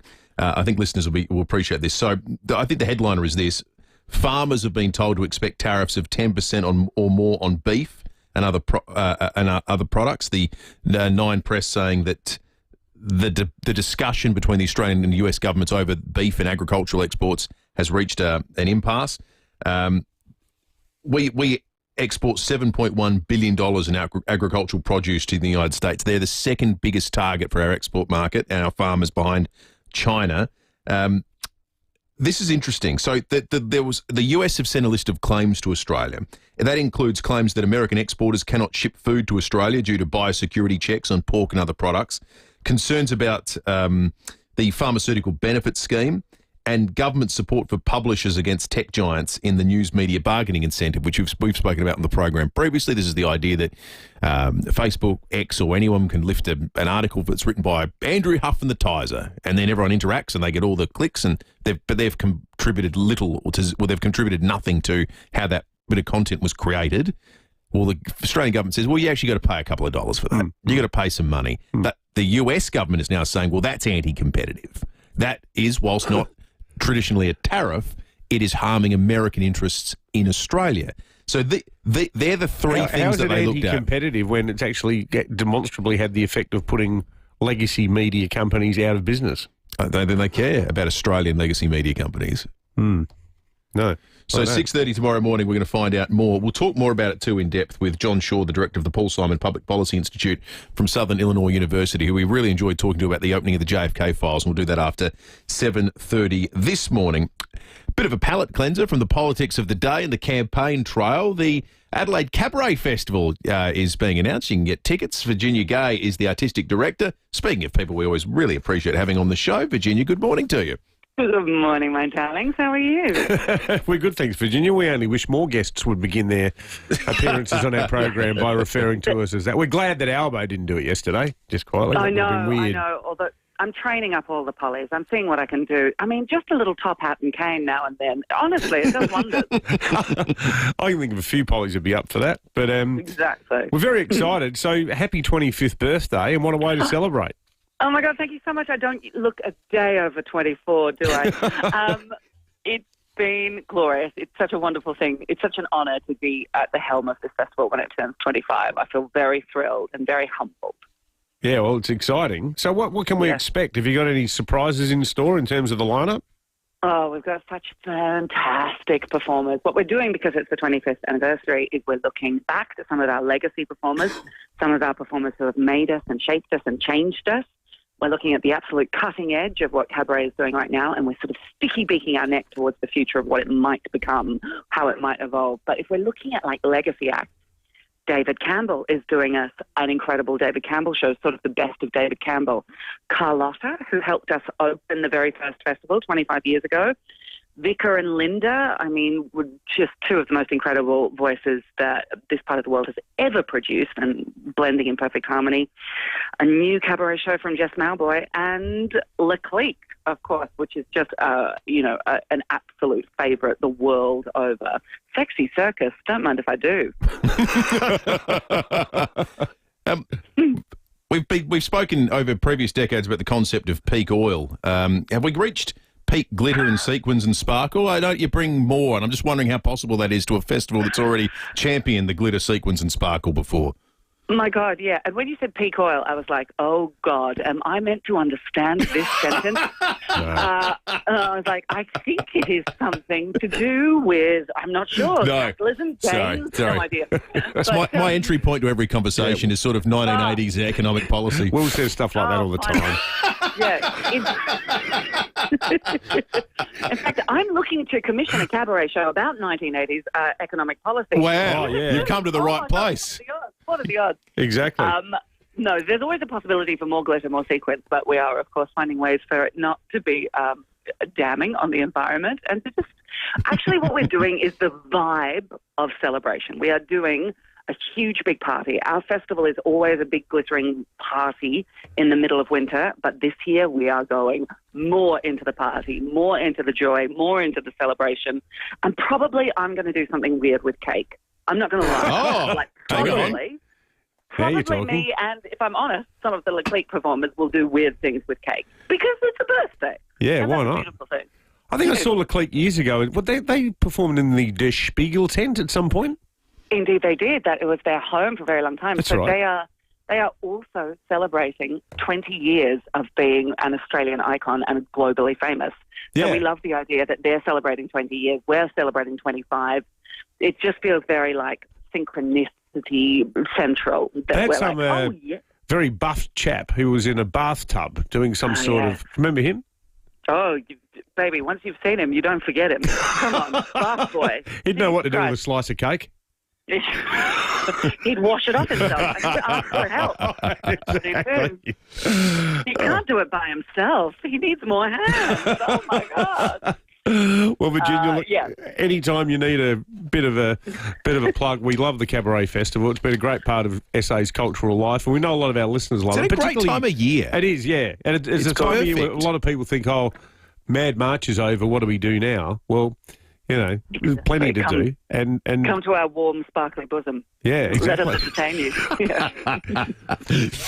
Will also wants to discuss his idea for Adam Smith's Wealth of Nations on ice at some point. He's been working on a script for that for quite a long time. We could get some sequins in that one, I think. That's right. Not too many, though. Yeah.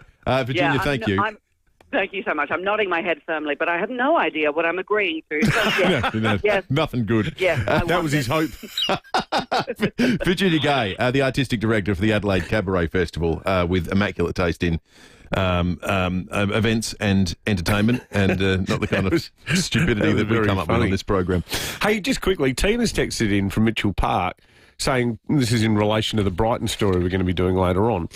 Speaking of building site dust, this goes to concerns about how it's being managed. Try living in Keir Avenue, Mitchell Park, opposite the Tonsley development. For the last 12 months, the dust problem has been beyond belief.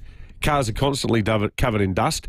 House windows, roller doors. It's been a nightmare. The developers are simply not doing everything they're supposed to avoid this nuisance. The Marion Council have been on to the developers, but they're not doing the right thing. Thanks for that, Tina.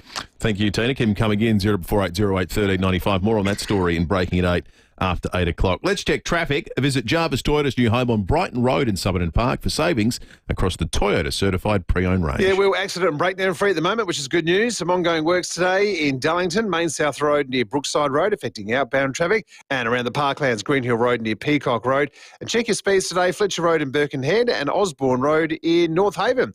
The federal election has been announced. All Australian citizens 18 and over must be enrolled to vote. Enrol or update your details by 8 p.m. Monday, 7 April at aec.gov.au.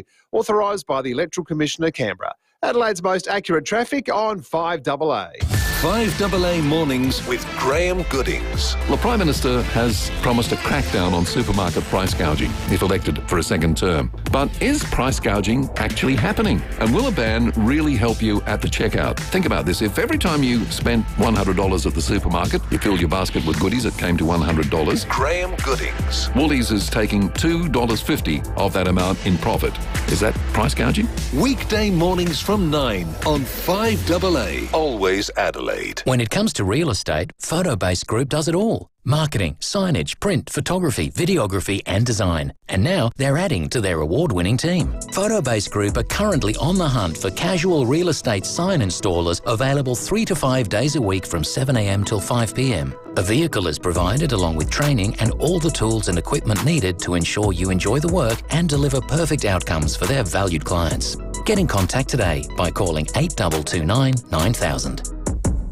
For those whose pool is the main feature of their yard, Walco offer a special mesh cover to keep debris and leaves out while making your pool area look stunning all through winter. Join the great cover-up and ask Walco about their stylish new mesh pool covers. Walco.com.au. Dreaming of the perfect holiday? Nothing comes close to Celebrity Cruises and Phil Hoffman Travel. Save up to 75% off your second guest. Plus, receive up to $500 onboard credit per stateroom and up to an additional $175 onboard credit with the Platinum Cruise Club. Sail Australia, New Zealand, the Mediterranean and more. Cruise aboard Celebrity Edge, featuring 29 world-class restaurants, bars, lounges and the breathtaking magic carpet. Hurry, end 7th of April. Visit pht.com.au. Going away on a road trip this Easter? Get ready to roll with TJM's Flash Sale. Score big and save up to 40% off camping gear and light bars, plus 20% off suspension, 20% off canopies and 20% off recovery gear. Want to know more and see what else is on sale? Head into TJM Nailsworth or Ranella to get your Easter road trip ready. But hurry, sale ends Friday, April 4th. Take the lead with TJM. Rosanna Mangiarelli here from 7 News. Join me and Will Goodings for Adelaide's leading news hour, 7 News, tonight at 6 o'clock. The Hyundai Keys to Summer event ends soon. Unlock offers now. Visit Hyundai.com.au. David Penberthy and Will Goodings. 5AA Breakfast. 23 minutes after 7. Just want to re-emphasise there's a couple of incidents on our roads just to be wary of this morning. The first is a crash at the intersection of Blythewood and Belair Road, affecting Citybound. It's currently, we're being told from some listeners that have called in, banking up down Springbank Road, expectations of about a 10-minute delay at the moment. Also, Kings Road, Salisbury South, the railway crossing heading west, there's been a multi-car crash. Well, a car's gone into a truck, it sounds like there. So we're trying to piece that one together for you. But they're two incidents that you should be wary of this morning.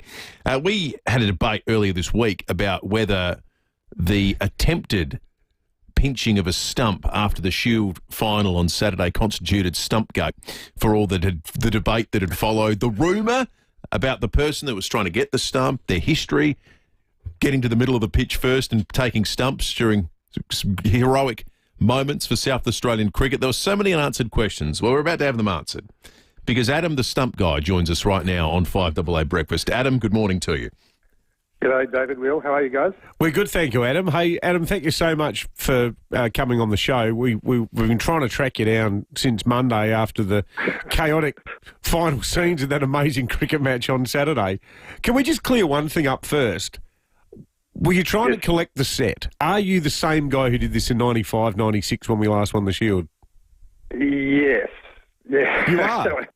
That was certainly a big part of the motivation. As the years have gone on, it separated a big 29-year gap between the stumps. It's become something I've wanted more and more. So were you there with a plan, or did you just get caught up in the moment? Did you go, if we win this, I'm running out and trying to grab a stump? If we win this, I'm definitely going to try and grab a stump. I've been promising a stump that's been sitting in my son's bedroom for many years, some company. But no, it was a failed attempt.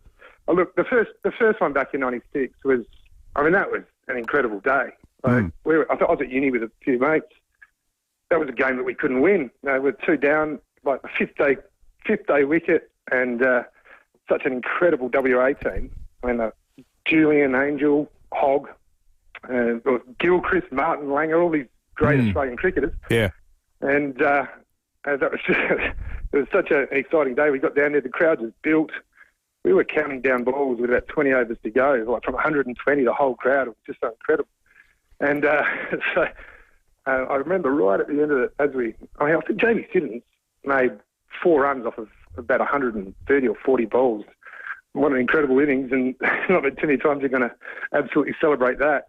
But so with this game though, we've seen the vision of the security guard who jumped on top of you, jumped over the fence. You didn't end up keeping the stump after Saturday's game? He got the stump straight away, very quickly. But yeah, I mean, it was quite different to 96. No security guards were trying to get anyone back then. They were ushering the players off a bit, and I remember diving on the stump or just grabbing it. And then everyone else was diving all over the other stumps. The security had no interest. It was more about people trying to get the stump off of each other back then. Yeah, yeah. And were you surprised that the security guy did what he did? Yeah, look, I mean, yeah, I certainly didn't expect it. No, it was. Where I sort of ran across to the crowd, there was a bunch of people right there, so I couldn't hurdle the fence or be able to run straight into people, and it sort of didn't stop him sort of tackling me straight into them all. Yeah. But yeah, I'm a cricket lover. I'm a pacifist. I think he might be more MMA. But did you get hurt? No, I'm fine. Look, it's probably lucky. I'm not slight of frame. I'm a pretty big boy. Yeah. So. Do you hold out hope, Adam, that you still might be able to get a stump to complete the set you've got? No, look. In the end, I'm a cricket lover, a spectator. I gave it a crack. It didn't work out my way. I haven't kept up much with what's going on. Lots of friends and family have sent messages or little clips. I'm like, oh my God, I had no idea it would create any attention whatsoever. But whoever's got them, the rightful owners. Hopefully, it's with some of the players if people have conjectured. What would you say though? Because we have had some criticism. People yesterday said, "Well, the stumps really should belong to the players, not the spectators." What would you say to that? Yeah, I agree. I mean, I don't have any issue with that. Players, in both instances, players have run off and celebrated, and the stumps are still there. I think in many instances, players turn around and grab them straight away. Look, if one of the players from 96 desperately wanted a stump that didn't have one, I'd have no issue in giving it up. They're the guys that have earned it. But I was the first spectator to earn it. Certainly the fastest. Yeah, that's right. Do you what use do you make of the stump from 1996, Adam? Has it ever been featured in backyard cricket or anything? No, God, no. It's my son's turned into a cricket lover as well, so he's got it sitting proudly on his desk next to a couple of small trophies or things that he's got. I also got the bail from back then as well, which is in the glove box of my combi van, which needs reworking. This year was so different. The first year, as we jumped the fence, I was there with a few friends from uni. We jumped the fence with the ball to go, and as we're at fine leg in front of the hill, and as we jumped the fence, it was like a wave of the ocean, and everyone just jumped the fence like within a second. You could watch it the whole way around go. Then as Julian started running in, I just took off, thinking there's no way I'm going to beat all these people. And then again, you can see in the peripheral, everyone followed. This time, I sort of got on the edge of the fence and waited for the guy to bowl because we don't know if Sanger was going to hit a run or not. And then as I jumped on the ground and started running, I think I got about 50, 60 metres on and went, oh my God, is this just me? I think you started it at that point. Oh, but that was great. I mean, everyone jumped on. It was amazing. I mean, that was the atmosphere that I remembered from 96, and it was such a good celebration. It was a long time coming, that's for sure. A big Hawaiian shirt and an easy target. Yeah, well, you did stand out. Hey, good to talk to you, Adam. You're forever going to be known as the stump guy, whether you like it or not. And looks like you've missed out on getting the matching pair. But you know what we hope, Adam? I hope you get many more opportunities in the coming years. Yes, well, that's right. Yeah, exactly. That'd be great. Exactly. It was fantastic. What a year for SA cricket. Fantastic guys. They deserve 2 trophies, so well done to them. Good on you, Go, Adam. The stump guy on 5AA Breakfast.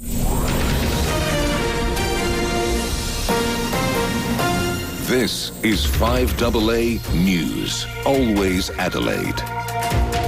Sunny and 27 for Adelaide today with the 7:30 news. Good morning, I'm Matthew Pantelis. Get down to the free open road and outdoor show at Jayco West Beach this weekend. jaycoadelaide.com.au. 2 house fires from overnight. Fire Corps investigators will attend at Kapalka Grove, Morford Vale this morning, where the homeowner extinguished a small fire before the MFS arrived at 3 a.m. The blaze causing minimal damage, while last night a Blakeview house fire sparked by a faulty air conditioning unit in the roof roof caused $50,000 damage. Prema Osborne from the MFS says residents weren't home at the time. The MFS reminds the public not to leave your air cooling equipment running unattended while not at home, and to ensure that they are regularly serviced so that they are fully functional. Meantime, a smoke warning is in place for a fire at Langhorne Creek in the Kangaroo Road and Boundary Road area.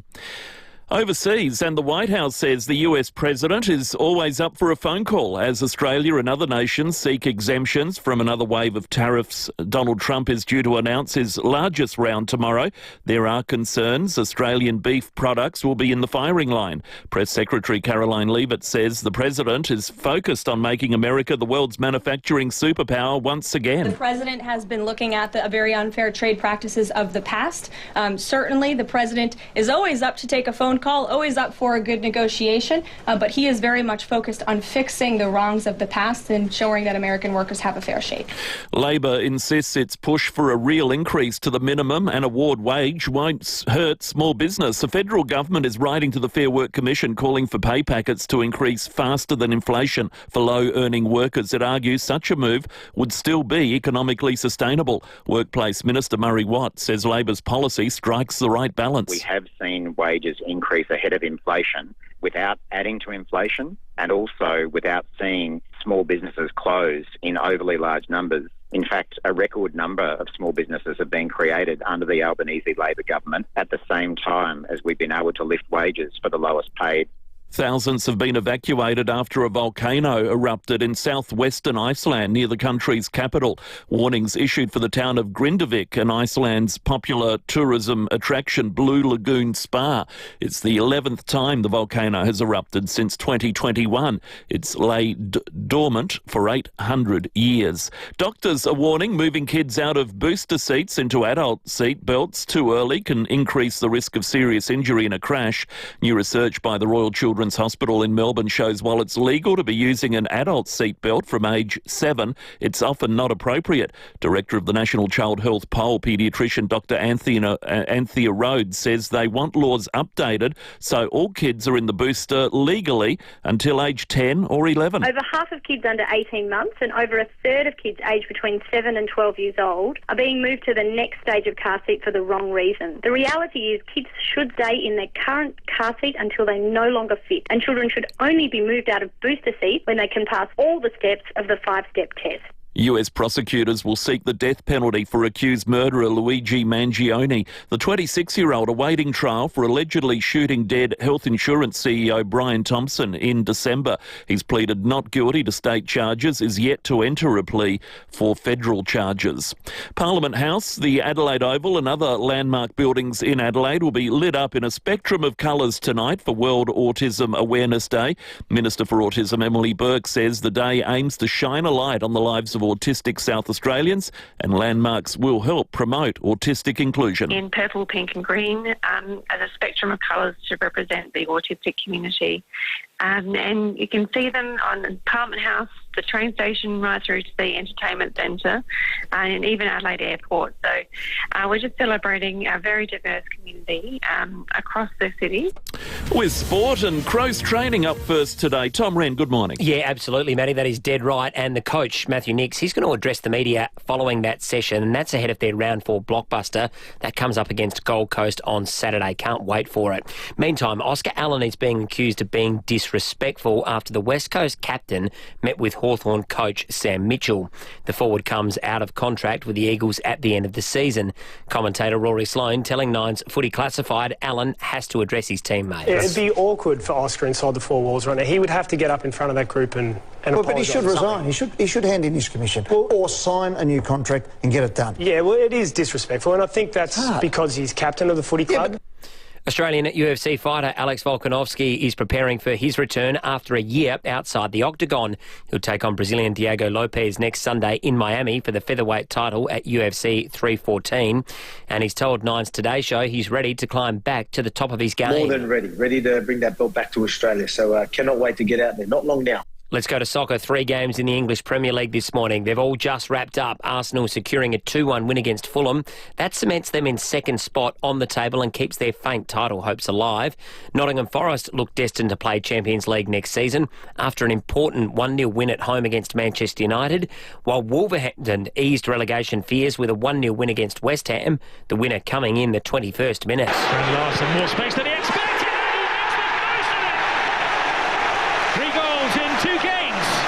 For the Norwegian hitman. Audio there, thanks to Optus. And Matty, that is the 5AA Sport. Thanks, Rennie. Let's have a look at the roads around Adelaide. Living Choice offers luxury retirement living with premium resort-style communities. For locations throughout SA, go to livingchoice.com.au. Hey, good morning. A couple of crashes to watch out for at the moment in Torrens Park, Blair Road near Blythewood Road, and a 3-car crash in Salisbury South, Kings Road near Cross Keys Road. Also got a burst water main in McGill, Mills Road near Grantley Avenue South. And look out for cameras today, Hart Street, Glanville, and Jetty Road, Largs Bay. Join Starlight Super Steps Challenge and walk or run 10,000 steps a day this May. Every step will make hospital a happier place for sick kids. Sign up at supersteps.org.au. Adelaide's most accurate traffic on 5AA. 5AA's forecast. Experience the smooth, rich flavour of McCafe today. Expertly crafted by trained baristas, just the way you like. Sunny today and 27, partly cloudy tomorrow 22, Friday cloudy 21, sunny for Saturday also 21, and a shower or two on Sunday 23. Right now it's 14. 5AA, always Adelaide. We know you are concerned about SA's public hospital capacity and how long it can take to see a doctor. So are we. We need enough doctors to provide the safe, quality care you deserve. There are solutions for South Australia, and it's not rocket science. Visit safermedicalstaffing.com.au and sign the petition to support our 3-point plan for enough doctors for South Australia. Authorised by Dr David Pope, South Australian Salaried Medical Officers Association, Adelaide. With so many holiday homes on Booking.com, there are so many Tina Feys I could be. Surfing Tina at a beach villa. Is that a shark?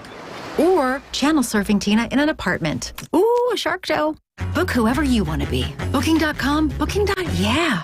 Wayville Hyundai's 2024 stock clearance is on now. Every new 2024 Hyundai is priced to clear.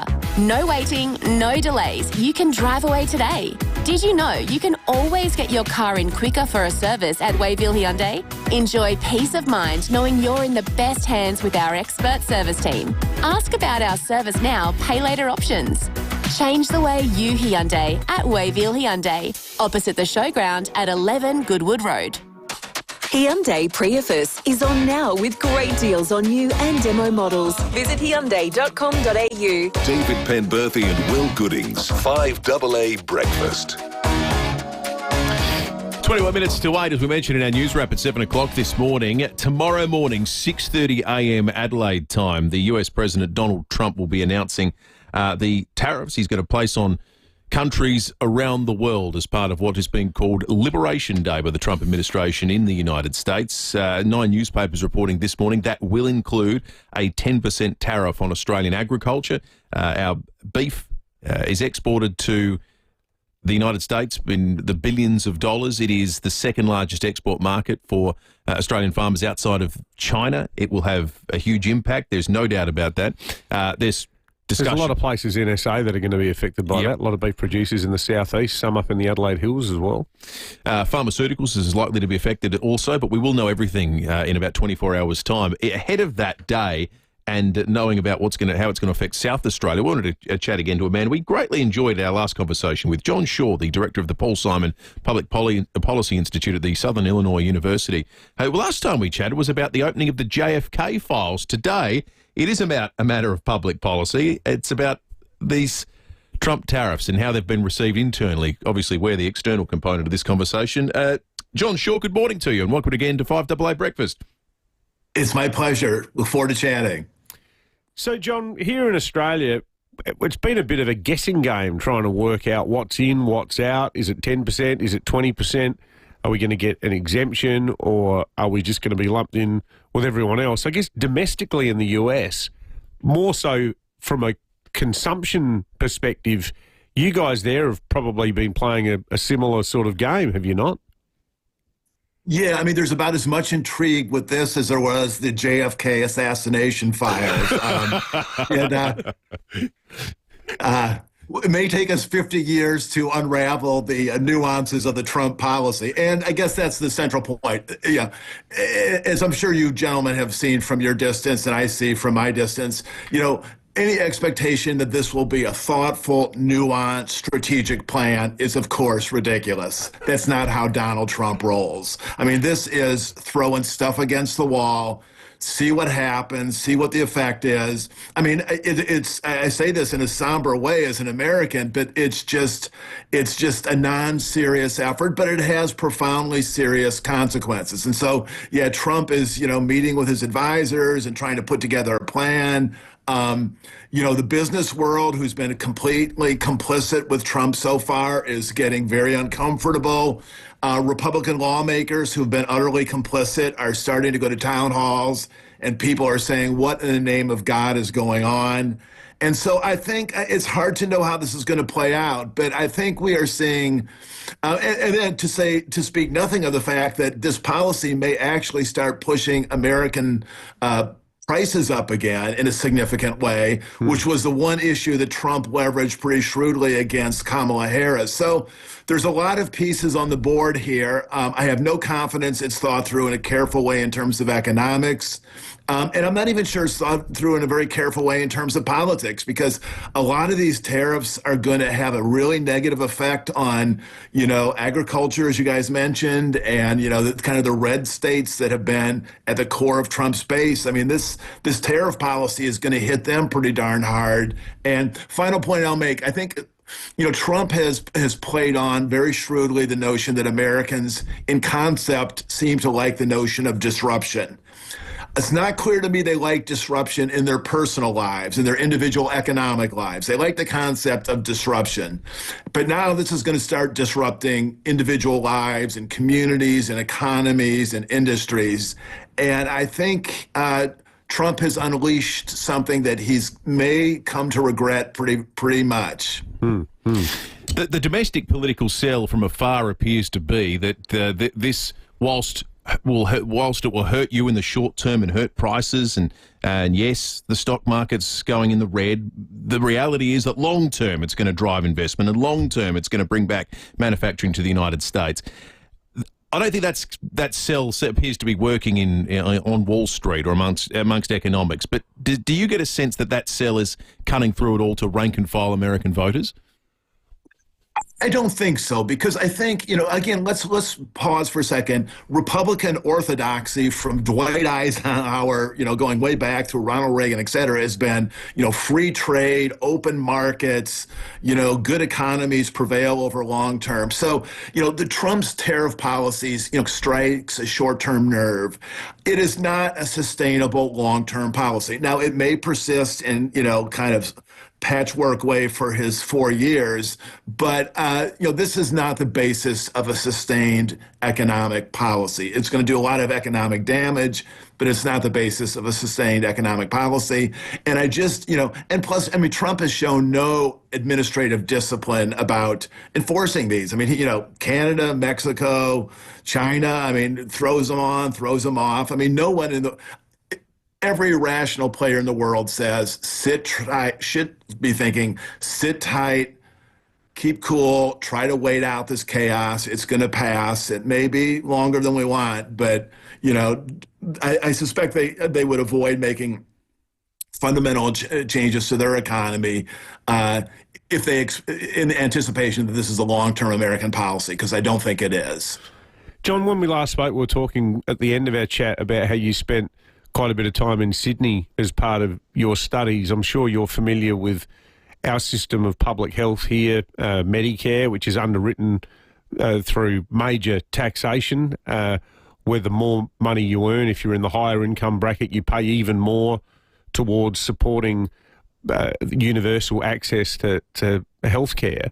In a similar vein, we have a thing called the Pharmaceutical Benefit Scheme, where we try, again through our taxes, to artificially depress the cost of medicine so that poorer people who are going through cancer treatment or what have you can get access to medicines. Can I ask you, what is it, do you think, in the sort of, and I say this respectfully, is it a sort of sense of a slavish commitment to market forces or a sense of individualism that any sort of collectivist approach to public health in the US is regarded as a bit of a communist plot? Because we're quite comfortable with it here in Australia. Yeah, I mean, I think the political debate is different, but I mean, you would be surprised at I'm not going to say it's a majority, but, there's a very, very strong group that says what we are doing now is not rational in terms of, healthcare spending and healthcare coverage. There has to be a better way. And, we had a debate, some years ago during the Obama presidency about, a single payer system and so forth. So, I mean, I don't think you should assume that Americans are just delighted with the healthcare they're getting, the prices they're paying. There is a lot of discontent. And, there has not been a really good political coalition that has formed to have a more rational policy. But, rank and file Americans don't love what we got. Because it really seems to be a big thing for people over there. Like when they get a job, does it come with medical? All that sort of stuff. Like in Australia, nobody has that conversation because, we complain about ramping and delays at our public hospitals, but we can still get into them. Yeah, no, this is a critical part of the U.S. system, this healthcare that's kind of tied to your employer-based healthcare. I mean, and it is, to be fair, a kind of an, intrinsic part of the American economy. And I mean, you hear people say, I don't like my job, but I have good benefits, so I'm going to stick it out. So, there's a lot of inefficiencies that it creates. But yeah, the employer, and there's, as you read the history of public health in America, I mean, there have been some major debates about, is there a better way? I mean, I've been doing some work on Ted Kennedy, and, in the late 70s, there was almost, an ability to put together a package that was single payer, which would be probably much closer to your system than ours. But in the end, there was, it fractured in the Senate, in part because of a dispute between Ted Kennedy and Jimmy Carter. So I don't know how this is going to play out in the future, but I think you should know that rank and file Americans do not love our healthcare system at all. John, thinking back to an answer to your first question, one of our first questions, where you said that there is something temporary about all this, and that these policy settings won't outlive the Trump administration effectively. I'm wondering whether there might be a point in time even sooner where things might change, and that's the midterm elections. It's still a little way off, but what potential do you think there is for the Trump policy approach to be frustrated by the midterms? And is that potentially why we're seeing this really dramatic introduction of things so early in his second term? Yeah, I think so. I mean, I think the Democrats have a really good chance, at least, to recapture the House. In 2026. And that would at least allow them to play defense better. It would allow them to hold hearings, to slow things down. Like this big tax bill that's probably coming up in the coming weeks would be able to block that. So if you control one chamber, you can have a lot of powerful impact. And frankly, we're at such a unique moment in American history because, in a more regular time, there'd be lots of Republicans who are deeply, deeply uncomfortable with Trump's policies, who would be pulling back. They'd be joining Democrats. They'd be trying to create some bipartisan solutions. But they're so terrified of Trump and his base that they are just utterly complicit. And again, it's going to be a great little test between, the Trump threat on the one hand, and then going to town hall meetings and having to run out the back door because your constituents think that you're not supporting policies that advance their interests. So, but I do think the Democrats have a good chance to win back the House, and I think that allows them to play defense a lot better. But proactively, I mean, they have to develop a positive agenda. They've lost the American people, and they need to find a way to develop a coherent, positive agenda that they can push on the campaign trail. Yeah, 100%.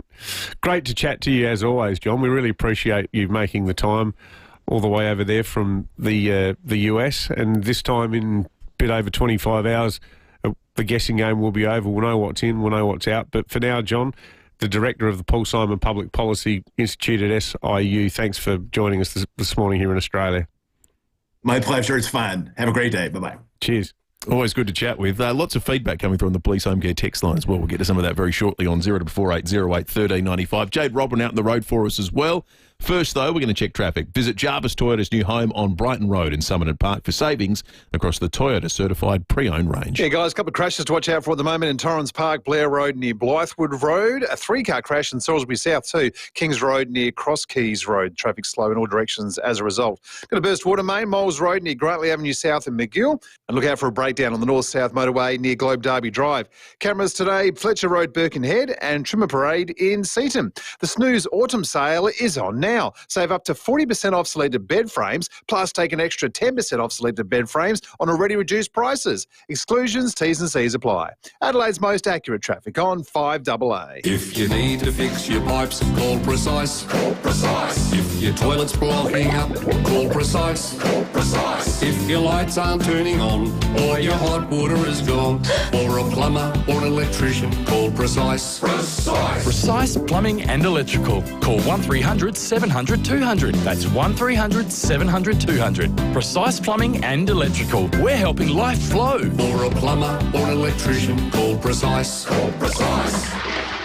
Hi, I'm Bronte Manuel from Toop and Toop. With Adelaide's reputation for major events and festivals, it's not just our city that's attracting attention, our property market is too.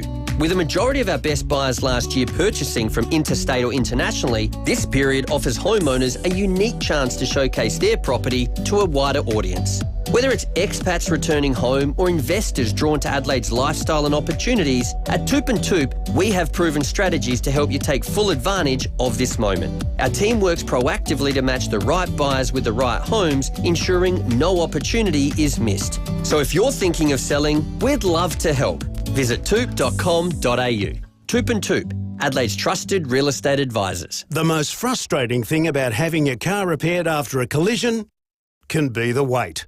Sometimes months. At Premier Panel Services, the wait is one thing you won't have to worry about. We've expanded our workshop and our highly skilled team. It means we're better equipped to deliver an outstanding outcome for you and your car. RAA and MTA approved, Premier Panel Services work with most insurance companies. So ask for Premier Panel Services and get back on the road sooner. Too many Australians are being forced to make tough choices between filling a prescription or buying food, paying rent or putting petrol in the car to get to work. More than 1 in 5 Australians have skipped or delayed prescription medicine in the last 3 years because they couldn't afford it. Politicians set the price of medicines. Tell them to lower them now. Join the fight for affordable medicines. Visit affordablemedicines.com.au to take action. Authorised by Gerard Benedict, the Pharmacy Guild of Australia, Canberra. Going away on a road trip this Easter? Get ready to roll with TJM's Flash Sale. Score big and save up to 40% off camping gear and light bars, plus 20% off suspension, 20% off canopies and 20% off recovery gear. Want to know more and see what else is on sale? Head into TJM Nailsworth or Ranella to get your Easter road trip ready. But hurry, sale ends Friday, April 4th. Take the lead with TJM. 5AA Breakfast is streaming live right now. To watch, simply head to 5AA on Facebook or YouTube. The Hyundai Keys to Summer event ends soon. Unlock offers now. Visit Hyundai.com.au. David Penberthy and Will Goodings. 5AA Breakfast. 5 minutes to 8. Let's head out the road and check in with Jade Robin again. Morning again, Jade. Good morning, guys. Some massive news coming out of the AFL media this morning, and I know Tommy Wren's been touching on it a little bit in sport, but I thought we would flesh it out. I was watching one of the 50 footy shows last night, and Eddie Maguire dropped a bombshell. Well, a few, actually. He is saying the AFL is considering moving the grand final to the middle of October. So forget locking in that last day of September. Maybe start getting used to mid-October. Now, that would mean that the AFL season would also start later. Oh no, I hear you scream. We can't wait any longer for footy. No, they have thought about that as well. It would mean that we could possibly see the reintroduction of State of Origin in March. So matches would be played over 2 weeks, I believe. It would include all the traditional states, so WA, us and Victoria, and also the developing states, so Queensland, New South Wales, and perhaps perhaps Tassie when they come in. Now, round 1 would kick off at the end of March or early April and be played in each state. So bye-bye round 0. Round 1 would start where every Victorian team would play each other. And this part is important for us because mini gather rounds have been flagged throughout the season. So reading between the lines, I would say that we are probably going to keep it in some capacity, but also share it with other states. So there won't be just that one big gather round each year in South Australia. But again, watch this space. We know Mally's having chats with the big guns over the next couple of weeks. But a pre-finals bye would be introduced on the weekend of the NFL Grand Final. Again, I'm not sure how many other states other than New South Wales and Queensland care too much about that one. But look, it's not a bad idea for players because the season, it's probably a little bit cleaner for them. They won't have that pre-season chunk before Christmas period. They can kickstart the year in January and just go for it. But the Origin one I find a little bit interesting because you're talking about only a handful of players in each state team. So what do the other players do while they're playing? And then if you think about it, what if, say, Jordan Dawson or Connor Rosie get injured playing for their state during that time? Yeah. What does that look like then? So also, if you look at October for the granny, that sits in daylight saving time. So you'd think that the AFL are probably also considering that night grand final perhaps as well. So interesting times ahead. They're always looking at ways to improve the game. But is this 822 300 What do you guys think? Our listeners, the fans, would you support a move for the grand final and the introduction of Origin? There's a lot going on, lot to digest. I think it's fascinating. I don't think anyone thinks Origin's a bad idea, just as long as the players play. And Jade hits on the critical point. Because of the nature of, I think they would. South Australian football fans would. I don't think Victorians would care. We just got behind the South Australian cricket team like it was, the most important sporting event that had ever happened. And it was. It was. But I think the problem with Origin is in football is that the burden of the players, if you're a side that's non-Victorian, you bear the burden greater than everyone else because you can, by the nature of it, because of the go-home factor and whatnot, more West Australians are going to play for Fremantle and West Coast, and South Australians are going to play for Port and the Crows. So you're going to be contributing far more players, and it'll be far more disruptive to pre-seasons and so on. I can see what happens. The concept ends up getting diluted and people drop out, and it doesn't become a representation of the best. It's just a representation of who's available. I think the best answer to State of Origin, I reckon it came from one of our listeners a couple of years ago, and I love it. I absolutely love it. And I think it's that there should be, every 4 years, a footy carnival where the sides play. What that does is, one, it makes it super special. It's like an Olympic Games or a World Cup. And it means that players will probably only get 1 or 2 opportunities in their primes to play in it. Is this during the season? Or before or after, it doesn't matter. Every 4 years, it's a special event. Like a UEFA Cup type thing. That's almost. right. It's a special event that happens, and you do it properly, and you have not just one-off games of a South Australia v Western Australia or South Australia Victoria. You make it a little tournament, and you make it special, and you make it so, well, if I don't go to this one, I may never get to play again, and you make it exclusive. As to moving the season later, what do you think about that? I'm kind of meh. I think starting later makes sense. I think it felt like it started, if they get rid of round 0 happy days, it's absurd. It felt like it started about 2 weeks too early this year. Maybe that's because it's been so hot, but it just felt wrong. You want a crisp, cool day, like the weather we're going to have this weekend is going to be much better footy weather than we've had. Well, but the more you move the season into October, the more it ends when it's hot. Well, yeah, that's true. But it's generally hotter in March than it is in October. Yep. What I really hate is the idea of a night grand final. I think that the grand final should remain a Saturday afternoon. Someone here made a point. This might be Sam Daddo who's texted in and says the AFL grand final in October affects Bathurst and the V8s.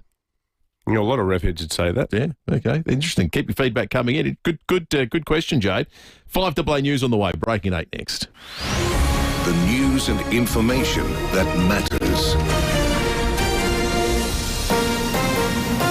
This is 5AA News. Always Adelaide.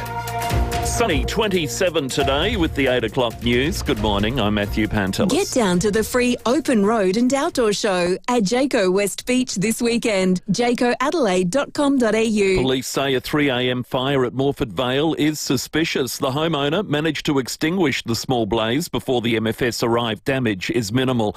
Fire Corps investigators will be attending, while a house fire at Blakeview at 7 p.m. is blamed on a faulty air conditioner in the roof. Prema Osborne from the MFS says the fire caused $50,000 damage. MFS firefighters using a rapid response and breathing apparatus gained access to the roof through the manhole to control and extinguish the fire within 15 minutes. The fire was contained to the roof space, protecting all contents and structure of the property below the roof space. Another round of US tariffs could hit Australia after talks with the Trump administration over an exemption stalled. Australian farmers have been told to expect tariffs of 10% or more on beef. The Prime Minister Anthony Albanese and Opposition Leader Peter Dutton have both ruled out agreeing to US demands to weaken biosecurity laws. Federal Minister Murray Watt telling Today the government will keep up the fight to defend and support those in the firing line. We'll, of course, continue standing up for Australia's interests and Australia's farmers, not just until the decision is made, but after it as well, whatever that decision is. The Coalition is promising a plan for the election to boost productivity and cut red tape if it wins. Shadow Treasurer Angus Taylor will use a speech to unveil plans to set up new investment body to target bureaucratic delays for economically beneficial projects. Meantime, both Anthony Albanese and Peter Dutton are campaigning in Melbourne today. Labor trying to put the election focus on wages. Zach De Silva travelling with the PM. Melbourne holds a number of key battleground seats, which could end up deciding the federal election. Polls show Labor will likely suffer a swing against it here in Victoria, in part because of the unpopular state government. In a bid to shift the dial, the Prime Minister is hoping to make wages a major election issue. He'll unveil a new policy calling for the minimum wage to be increased faster than inflation. Labor insists the pay rise will be economically sustainable and won't hurt small businesses. The recovery from the outback Queensland floods could take over a decade. The region battered by record-breaking rains up to 600 millimetres in places. More than 7,000 kilometres of fencing, roads and infrastructure has been damaged. A man who tried to pinch a stump from the Sheffield Shield final at Karen Rolton Oval on Saturday says he'll have to live without the set. Adams secured a stump from the 1996 final, SA's last win, and was hoping to do the same 29 years later. He's told David and Will the dream almost came true until he was crash-tackled by security. Quite different to 96. No security guards were trying to get anyone back then. They were ushering the players off a bit, and security had no interest. It was more about people trying to get the stump off of each other back then. I certainly didn't expect it. When I sort of ran across to the crowd, there was a bunch of people right there. I couldn't hurdle the fence or people to run straight into people. It didn't stop him tackling me straight into them all. I'm a cricket lover. I'm a pacifist. I think he might be more MMA. Dementia Australia is warning the condition could soon be the nation's leading cause of death. The organisation says some patients are staying in hospital 5 times longer than for someone without dementia. And the countdown to the 2025 Cabaret Festival officially underway. The program out today. Tickets on sale from midday. Director Virginia Gay says turning 25 this year means they'll be reliving some festival memories. We are going to be looking back towards some of the legacy acts who have made us, shaped us, put us on the map. So we've got the incredible David Campbell, one of our beloved former artistic directors and one of Adelaide's favourite sons. We've got Carlotta, who helped us open the first Cabaret Festival 25 years ago. Now with 5AA Sport, Tom Wren. Thank you, Matty. Adelaide's players will be back on the training track around lunchtime today as the coaches decide who to bring in for injured forward Josh Rochelli. Rochelli will miss up to 6 weeks with fractured ribs he sustained last weekend. Coach Matthew Nicks set to address the media late this morning. Meantime, high performance manager Darren Burgess has told the club's website he's confident defender Nick Murray won't be out for as long as Rochelli as Murray recovers from a knee injury. So we're going to rest him this week, take him off his legs. He'll start running again next week and then integrate back into training after that. We're anticipating probably 2 to 3 weeks.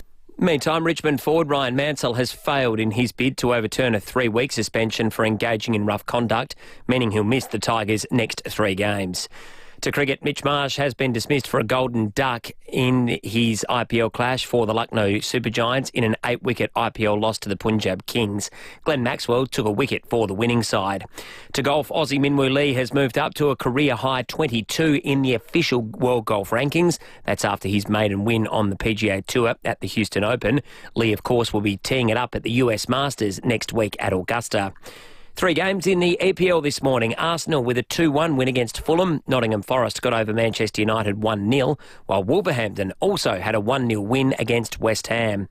And tennis player Daria Kasatkina says she had no choice but to switch her allegiance to Australia after criticising Russia's LGBT laws and the war in Ukraine.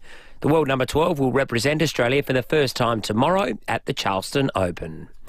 And that's the 5AA Sport. Thank you, Rennie. Now checking the drive to work and school this morning. Living Choice offers luxury retirement living with premium resort-style communities. For locations throughout SA, go to livingchoice.com.au. Good morning. Couple of crashes to watch out for at the moment. Still cleaning up after one in Torrens Park, Blair Road near Blythewood Road, and one in Salisbury South, Kings Road near Cross Keys Road. Traffic slow in all directions there. A couple of burst water mains this morning too in McGill, Moles Road near Grantley Avenue South, and just down the road in Ross Trevor, St Bernard's Road near Ross Road. Look out for a breakdown too in Bolivar on the North-South Motorway near Globe Derby Drive. Max has all the best movies and shows like Barbie, the Harry Potter 8 film collection, and HBO originals The Last of Us and The White Lotus. Max, all killer, no filler. Adelaide's most accurate traffic on 5AA. 5AA's weather. Experience the smooth, rich flavour of McCafe today. Expertly crafted by trained baristas, just the way you like. Sunny today, 27. Partly cloudy tomorrow, 22. Friday, cloudy, 21. Sunny Saturday, 21. A shower or two on Sunday, 23. Right now, 14. 5AA, always Adelaide. Above the vibrancy of Kent Town, across the parklands to the city skyline, your view stretches out before you, never to be lost. The East End is at your doorstep, as are the eastern suburbs. This is a lifestyle change beyond expectations. A sky home delivered by an award-winning team known for impeccable quality. Parkline by Chase Crown is living above and beyond. An opportunity not to be missed. parklinekenttown.com. Transform your outdoor space and turn it into a great year-round entertainment area with an opening and closing roof from Louver House. Our Louver House roof will let in the perfect combination of airflow and sunlight, so you can entertain no matter the weather. Best of all, they're manufactured right here in SA with rain sensors and options like LED lighting. Find out more with a free design measure and quote. See the light with Louver House. louverhouse.com.au. Hi, Sarah Wren here, Market Lead at 5AA. 2025 will mark my first year participating in the annual Vinnies CEO sleepout. On June 19, SA business and community leaders will gather at Adelaide Zoo for one night to raise funds and awareness for people who sleep rough every night. If you're a business or community leader, help break the cycle of homelessness by signing up at ceosleepout.org.au. If you're constipated and struggling to poo, here's some great news. Introducing Caruso's Constipation Ease. Caruso's Constipation Ease is a new herbal and fibre combination containing cascara, yellow dog, fennel and green banana powder. These help to relieve constipation by making it easier for you to poo. So if you're struggling to poo and would like to poo more, why not try Caruso's Constipation Ease? Caruso's Constipation Ease is available from leading pharmacies and health stores. Always read the label and follow the directions for use. Hi, Brett Ebbett here for Mawson Lakes Mazda. We've been doing deals on a huge range of 2024 plate Mazdas, and we've just received truckloads more of them, all priced to clear. These drive-away deals on new Mazdas include free 12 months rego, free stamp duty, and accessory packs worth $500. Yep, absolutely free. All exclusive to Mawson Lakes Mazda. No gimmicks, just great deals. Mawson Lakes Mazda, Salisbury Highway, T's and C's apply. Streaming live via the 5AA Player app on DAB Digital Radio and on 1395 AM. This is 5AA, always Adelaide. The Hyundai Keys to Summer event ends soon. Unlock offers now. Visit Hyundai.com.au. David Penberthy and Will Goodings, 5AA Breakfast.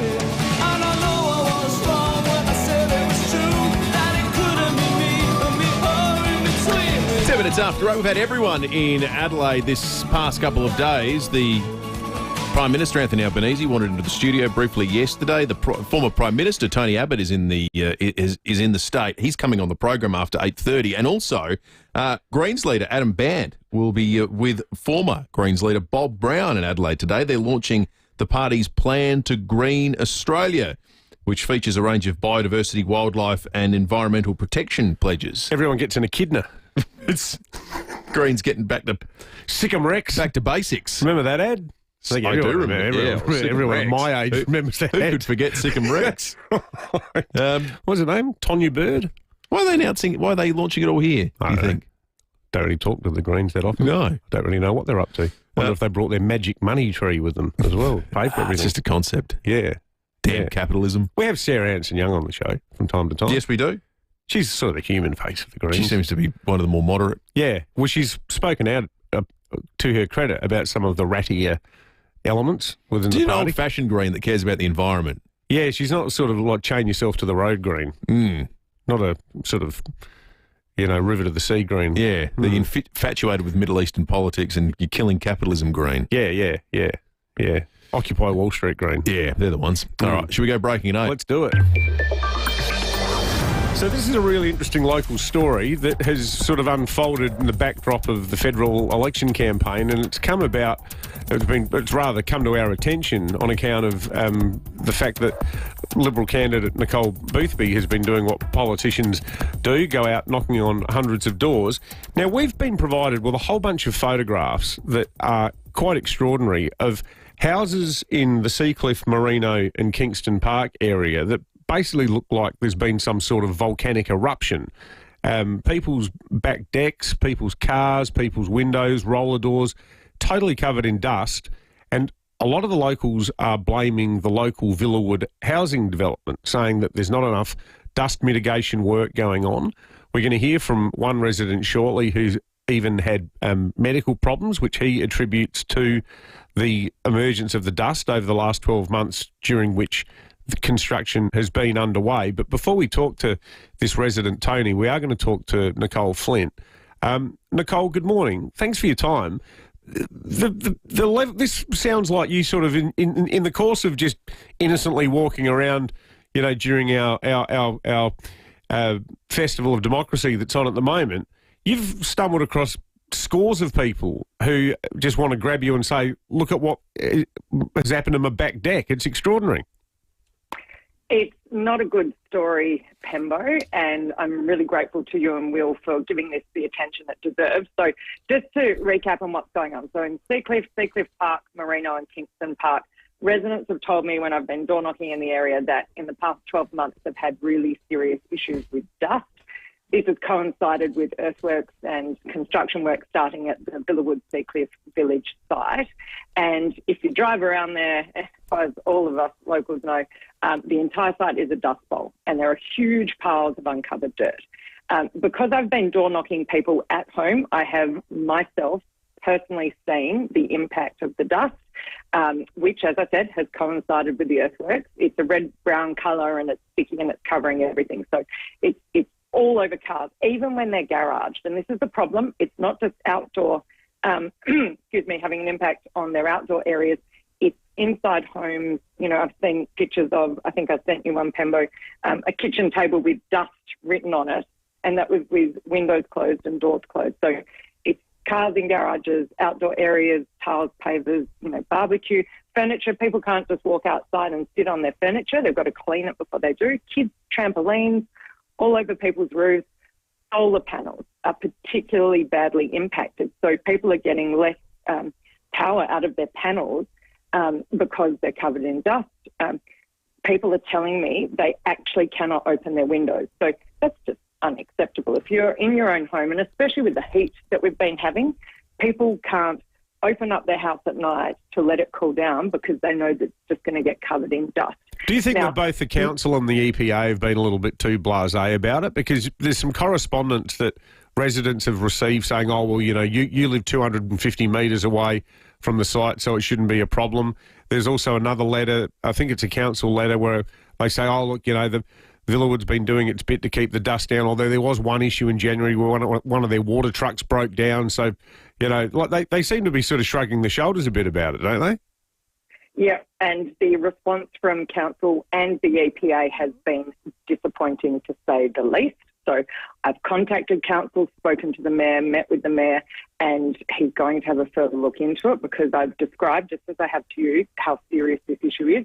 I've contacted the EPA and the Minister for the Environment, Susan Close, and I've had no response. Now, Pemba, I do just want to quickly outline what this is, the impact is. So the health impact is really serious, and honestly, my breathing has been affected as I've been out door knocking. And I've done a huge amount of door knocking all over Boothby in the past 10 months, and I've never had a problem like this.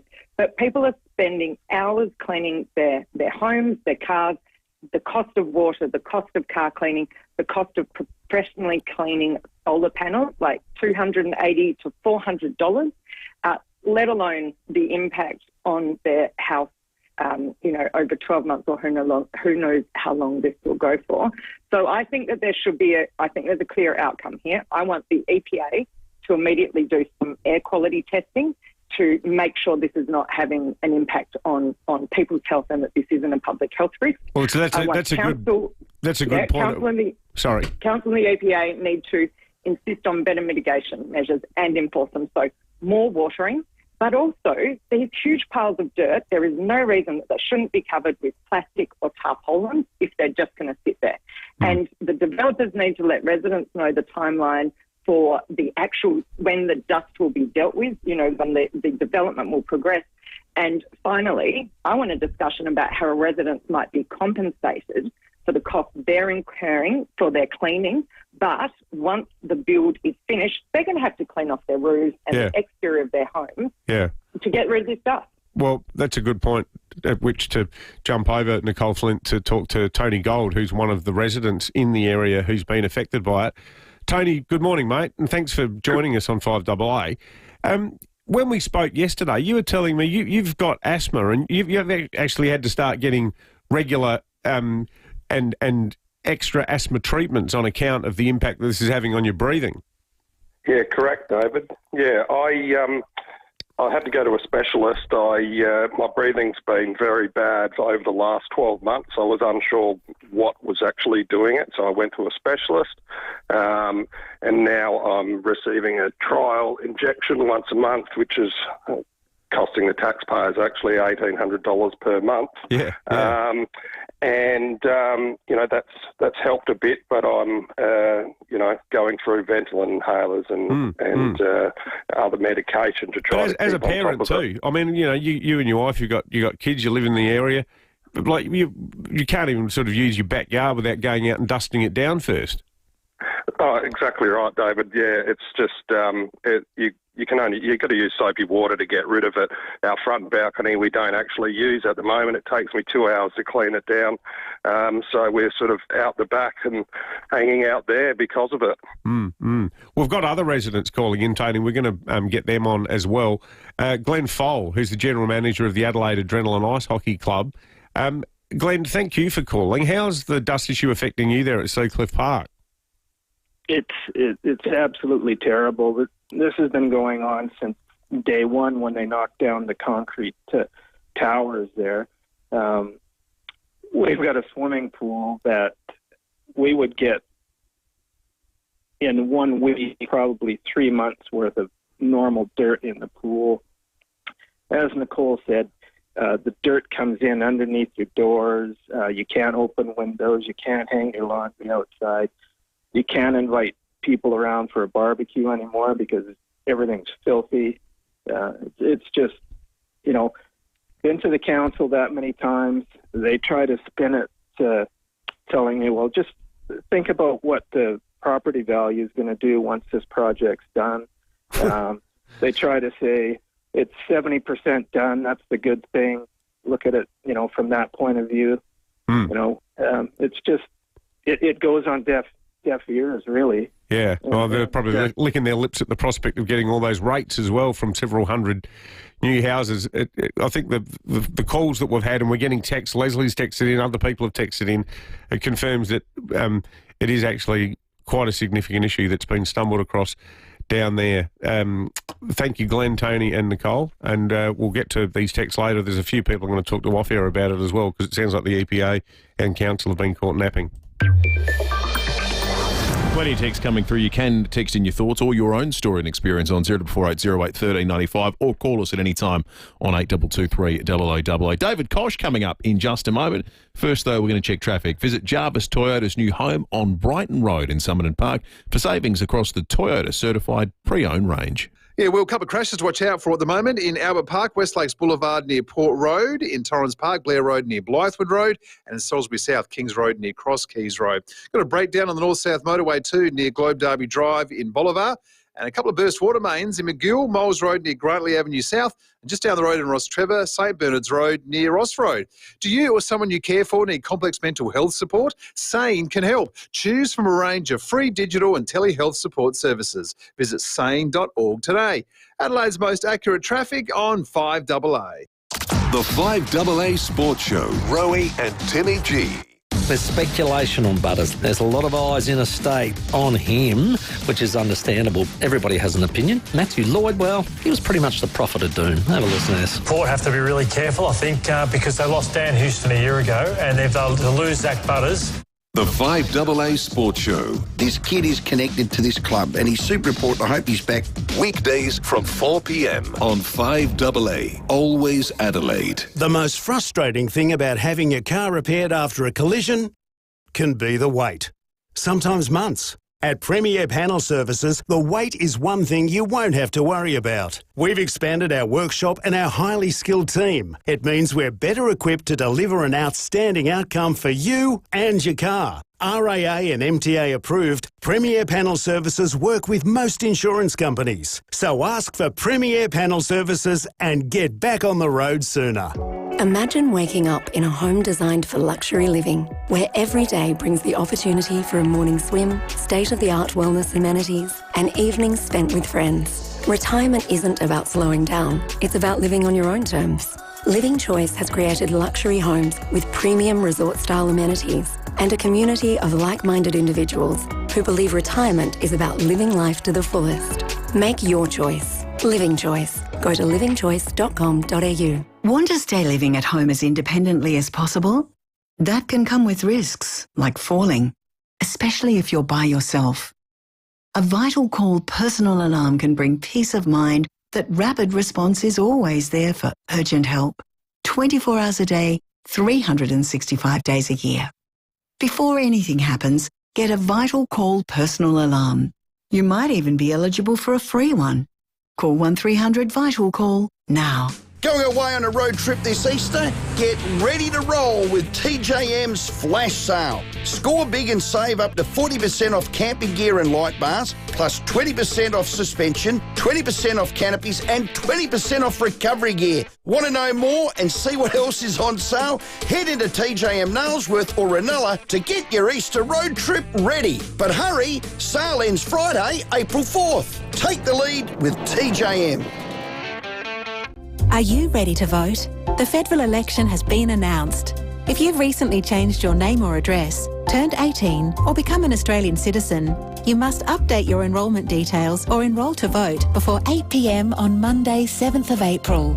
Head to aec.gov.au or pick up an enrolment form at any AEC office and return it to the AEC before 8 p.m. on Monday, 7th of April. Your vote will help shape Australia. Authorised by the Electoral Commissioner, Canberra. Rosanna Mangiarelli here from 7 News. Join me and Will Goodings for Adelaide's leading news hour, 7 News, tonight at 6 o'clock. Hyundai Prius is on now with great deals on new and demo models. Visit Hyundai.com.au. David Penberthy and Will Goodings, 5AA Breakfast. And they could never tear us apart. David Kosh on 5AA Breakfast. 24 minutes after 8. It's a great morning to have Kosh on. So much to talk about. David Kosh, good morning to you. Good morning, gents. Yes, a lot going on at the moment, isn't it? It sure is. Only one more sleep till Liberation Day, Koshy. You must be excited. We're getting excited. It's going to happen during real time on our show tomorrow, 6:30. We'll be all over it. I know, and still don't think anyone's really certain about what's going to happen. That's the environment that's around the White House at the moment. But, it's a big day for trade and what America will do for tariffs. There's a view that they could be a lot wider than everyone expected. Sort of with us, over the last couple of decades, our biggest trading partners are in Asia. So the sort of dependence on America for imports and also our exports has reduced considerably over the last 40 or 50 years. But even so, it's going to hurt a lot of our exporters, particularly of premium products, the wine industry and the like, who target America. And steel and aluminium are two other big exports of ours into the US as well. So it will certainly have an impact. Gosh, I want to ask you a footy question, and Jade Robran posed it to us just a short time ago. Eddie Maguire reported last night that he's hearing in the upper echelons of the AFL that there is a live discussion around moving the AFL Grand Final to the second week of October for the 2026 and 2027 season due to potential clashes with events in Victoria, the Formula One Grand Prix, the NFL game at the MCG in early September next year, the 150th anniversary test between Australia and England in March 2027. And as a result of moving the season back, a pocket of time would be opened up in the pre-season to play State of Origin games, potentially over 2 weeks. Can you confirm any of this is being discussed? Have you heard it? And do you think any of it sounds like a good idea? Has not been discussed at presidents' meetings at all. The Indigenous All-Stars game in WA, I think everyone would agree was a terrific success in the pre-season. And I'd be surprised if we started changing our schedule because of Formula One Grand Prix and other sports.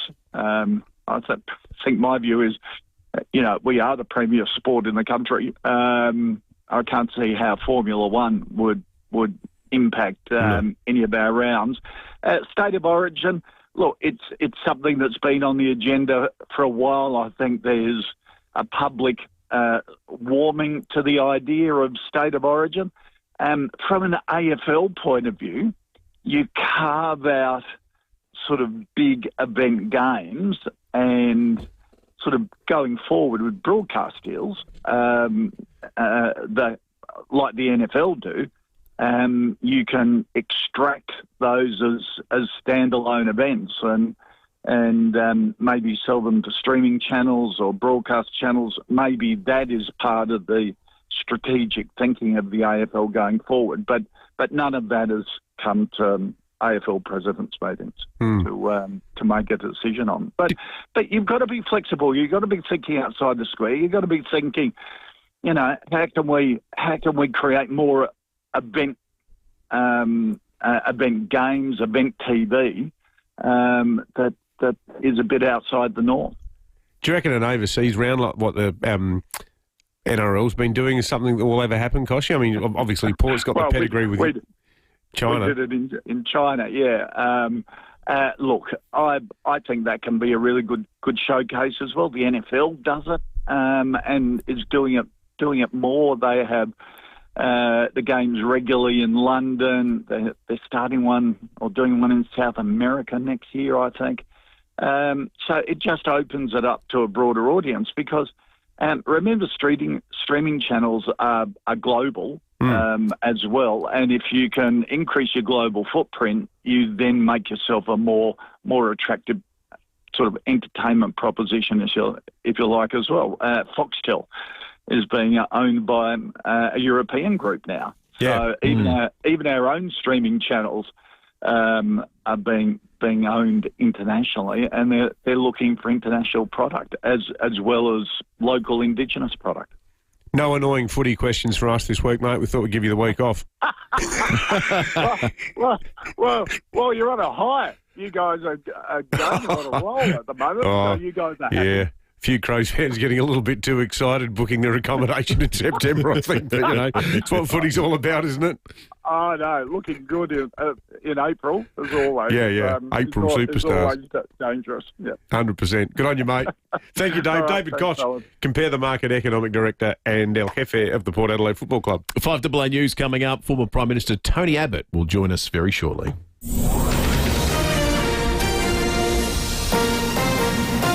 This is 5AA News. Always Adelaide.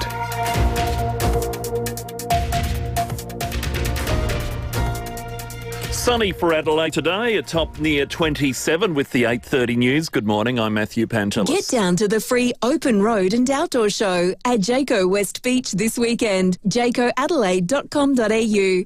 Construction at Villawood Village at Seacliff is causing problems for residents. Dust from piles of dirt from construction has been covering nearby properties to the point doors and windows can't be left open. Liberal candidate for Boothby, Nicole Flint, telling Breaking at 8 the EPA needs to shift up a gear. Cars in garages, outdoor areas, tiles, pavers, barbecue, furniture. People can't just walk outside and sit on their furniture. They've got to clean it before they do. Kids, trampolines, all over people's roofs. Solar panels are particularly badly impacted. So people are getting less power out of their panels. And Tony lives nearby. And he says it's certainly been a big problem for him as an asthmatic. You've got to use soapy water to get rid of it. Our front balcony we don't actually use at the moment. It takes me 2 hours to clean it down.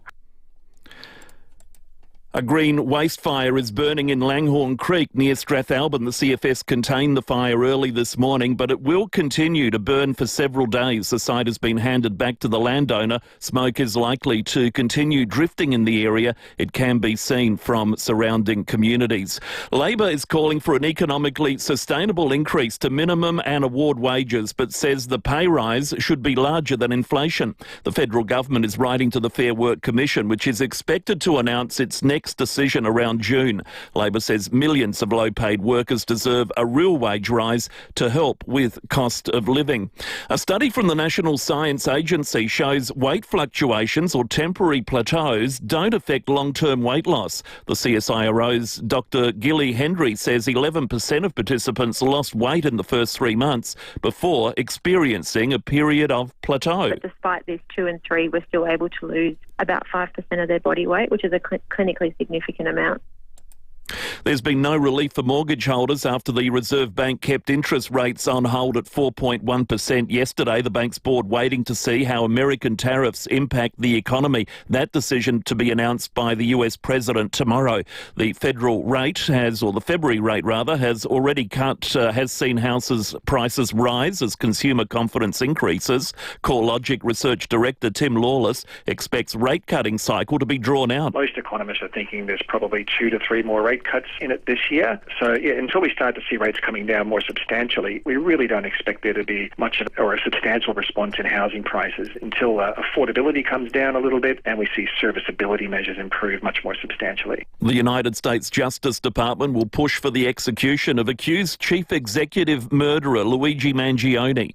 More from Nine's Reid Butler. Luigi Mangione may have a cult following among some younger people for his perceived Robin Hood status and good looks, but the United States Justice Department wants to make an example out of him and will push for the death penalty if he's found guilty and convicted over the murder of United Healthcare CEO Brian Thompson. US Attorney General Pam Bondi says it was an act of political violence. Mangione's lawyers say the push for capital punishment is barbaric. There's still a lot of legal back and forth to go, but what is clear is there's also a lot of evidence against the 26-year-old. He'll return to court at the end of the month. The man who was crash-tackled by security at the end of the Sheffield Shield final has confirmed he is the same person who pinched a stump when SA last won the Shield 29 years ago.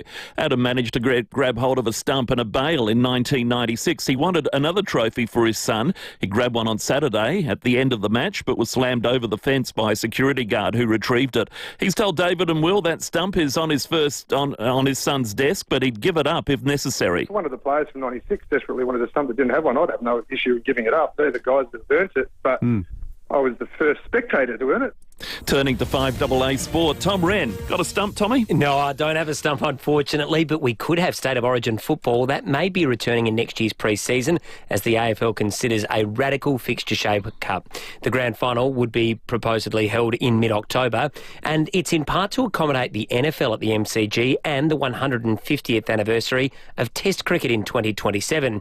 Now, Port Chairman David Koch says he hasn't been made aware of any of this in President's meeting, but he's told David and Will it could happen. But you've got to be flexible. You've got to be thinking outside the square. You've got to be thinking, how can we create more event games, event TV that is a bit outside the norm. Let's go to soccer. Arsenal marksman and English footballer Bukayo Saka has made a dream return for his Gunners, scoring the sealing goal as his side had a 2-1 win against Fulham this morning. Saka with the goal in the 73rd minute to help secure all 3 points. Marino, Martinelli, and Saka scores. The perfect return for Bukayo Saka. Audio there thanks to Optus. Arsenal is cemented in second spot but is still 9 points behind leaders Liverpool. There were 2 other games this morning. Nottingham Forest shoring up third spot with a 1-0 win at home against Manchester United, while Wolverhampton won against West Ham 1-0. Well, Chris Waller's Aliana has drawn barrier 2 for the Australian Derby. That's going to be on day 1 of the championships at Randwick on Saturday. Meantime, in yesterday's Group 1 Tancred Stakes at Rose Hill, it was Dubai Honour taking out the race. And that's the 5AA Sport. 5AA's traffic. Living Choice offers luxury retirement living with premium resort-style communities. For locations throughout SA, go to livingchoice.com.au. Look out for a crash at the moment in Albert Park, West Lakes Boulevard near Port Road, and still cleaning up after some other earlier crashes. Torrens Park, Blair Road near Blythewood Road, and Salisbury South, Kings Road near Cross Keys Road. A breakdown causing issues on the north-south motorway at the moment too, near Globe Derby Drive in Bolivar. A couple of burst water mains, Moles Road near Grantley Avenue South McGill, and just down the road at St Bernard's Road near Ross Road, Ross Trevor. The hit comedy Shirley Valentine, starring Natalie Bassingthwaighte, is now playing in Her Majesty's Theatre, only until Sunday. Tickets at shirleyvalentine.com.au.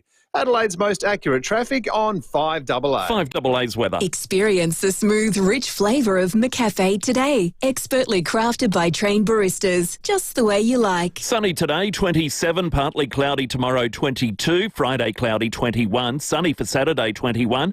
A shower or 2 on Sunday, 23. Right now, 17. 5AA, always Adelaide.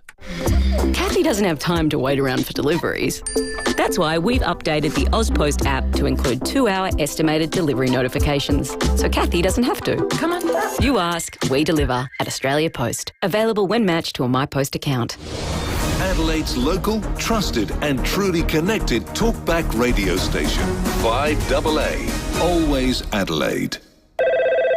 The roller door doctor, this is Nurse Tracy. I need help. It's making weird noises when it goes up. Sounds like it needs a service. A service? Yeah, and if it's broken, we can install a new garage door for you. At the Roller Door Doctor, we have everything you need to get it up again. The Roller Door Doctor, helping SA get it up for over 30 years. Contact the Roller Door Doctor for garage door repairs, service and installation. therollerdoordoctor.com.au. What do free Medicare urgent care clinics, cheaper medicines, cheaper childcare, free TAFE, energy bill relief and tax cuts for every taxpayer all have in common? They've all been delivered by the Albanese Labor government to ease cost of living, and Labor will do more. More free Medicare urgent care clinics, more tax cuts, more energy bill relief, more bulk billing for all Australians and 20% off HEX debt. Labor is building Australia's future. Authorised P. Erickson, ALP Canberra. This protects the Duco from the sun. This stops the timber getting wrecked by the UV. Always put this on, mate. Keeps it in good nick. When we cover things, they last longer. Hey, Dad! Same goes for you. Twice as many men as women die from melanoma in Australia. At its most aggressive, skin cancer can spread to internal organs like the lungs and brain and become deadly quicker than you think. Be sun smart. Save your skin. Wayville Hyundai's 2024 stock clearance is on now. Every new 2024 Hyundai is priced to clear. No waiting, no delays. You can drive away today. Did you know you can always get your car in quicker for a service at Wayville Hyundai? Enjoy peace of mind knowing you're in the best hands with our expert service team. Ask about our service now, pay later options. Change the way you Hyundai at Wayville Hyundai, opposite the showground at 11 Goodwood Road. 5AA Breakfast is streaming live right now. To watch, simply head to 5AA on Facebook or YouTube. The Hyundai Keys to Summer event ends soon. Unlock offers now. Visit Hyundai.com.au. David Penberthy and Will Goodings. 5AA Breakfast. 20 to 9. Former Prime Minister Tony Abbott's going to join us in just a second. We want to read a couple more texts, though, on the Police Home Care text line, because this story about dust is getting a life of its own at the moment. We have had so many texts since breaking at 8 from people who live in the Seacliff, Merino, Kingston Park area, even further afield. Some people in Brighton are saying that they've been affected by the dust. There's one here that says, I'm a resident of Kingston Park. Thank God this matter has now been brought into the open. Our homes have been covered in dust for months now. Another one here from John. Morning, guys. The EPA and other councils have dropped the ball. One here, no name given. It's terrible what is happening, from constant home cleaning inside and out, having to wash our cars at least weekly. Perhaps all those involved can do what Nicole Flint did, come and knock on our doors. And I suggest that they bring some cleaning products when they do and get their hands dirty. Yeah, this is a huge issue. Keep them coming in. We're collecting all these numbers. One guy who advertises on our show sent me a text out of the blue, because he lives in one of these suburbs. He said, mate, this is 100% an issue. This is driving us all mad. We'll continue that in coming days. 19 to 9, former Prime Minister Tony Abbott joins us now on 5AA Breakfast after spending the day yesterday in Adelaide's northern suburbs, the seat of Spence, campaigning with Daniel Wild. Tony Abbott, good morning to you. Will and Dave, lovely to talk to you. It's been a while, Mr. Abbott. Good to hear that you're back in Adelaide. So us political pundits, people who follow elections and get the Macquarie pendulum out every 3 years, we normally don't put Spence on it. Are we wrong to do so? Well, I reckon that Spence is exactly the electorate that should like Peter Dutton's proposal to cut the fuel tax on your car, because Spence is the most car-dependent electorate in the country. 72% of Spence people drive their car to work. 54% of Spence households have 2 cars. 20% have 3 cars.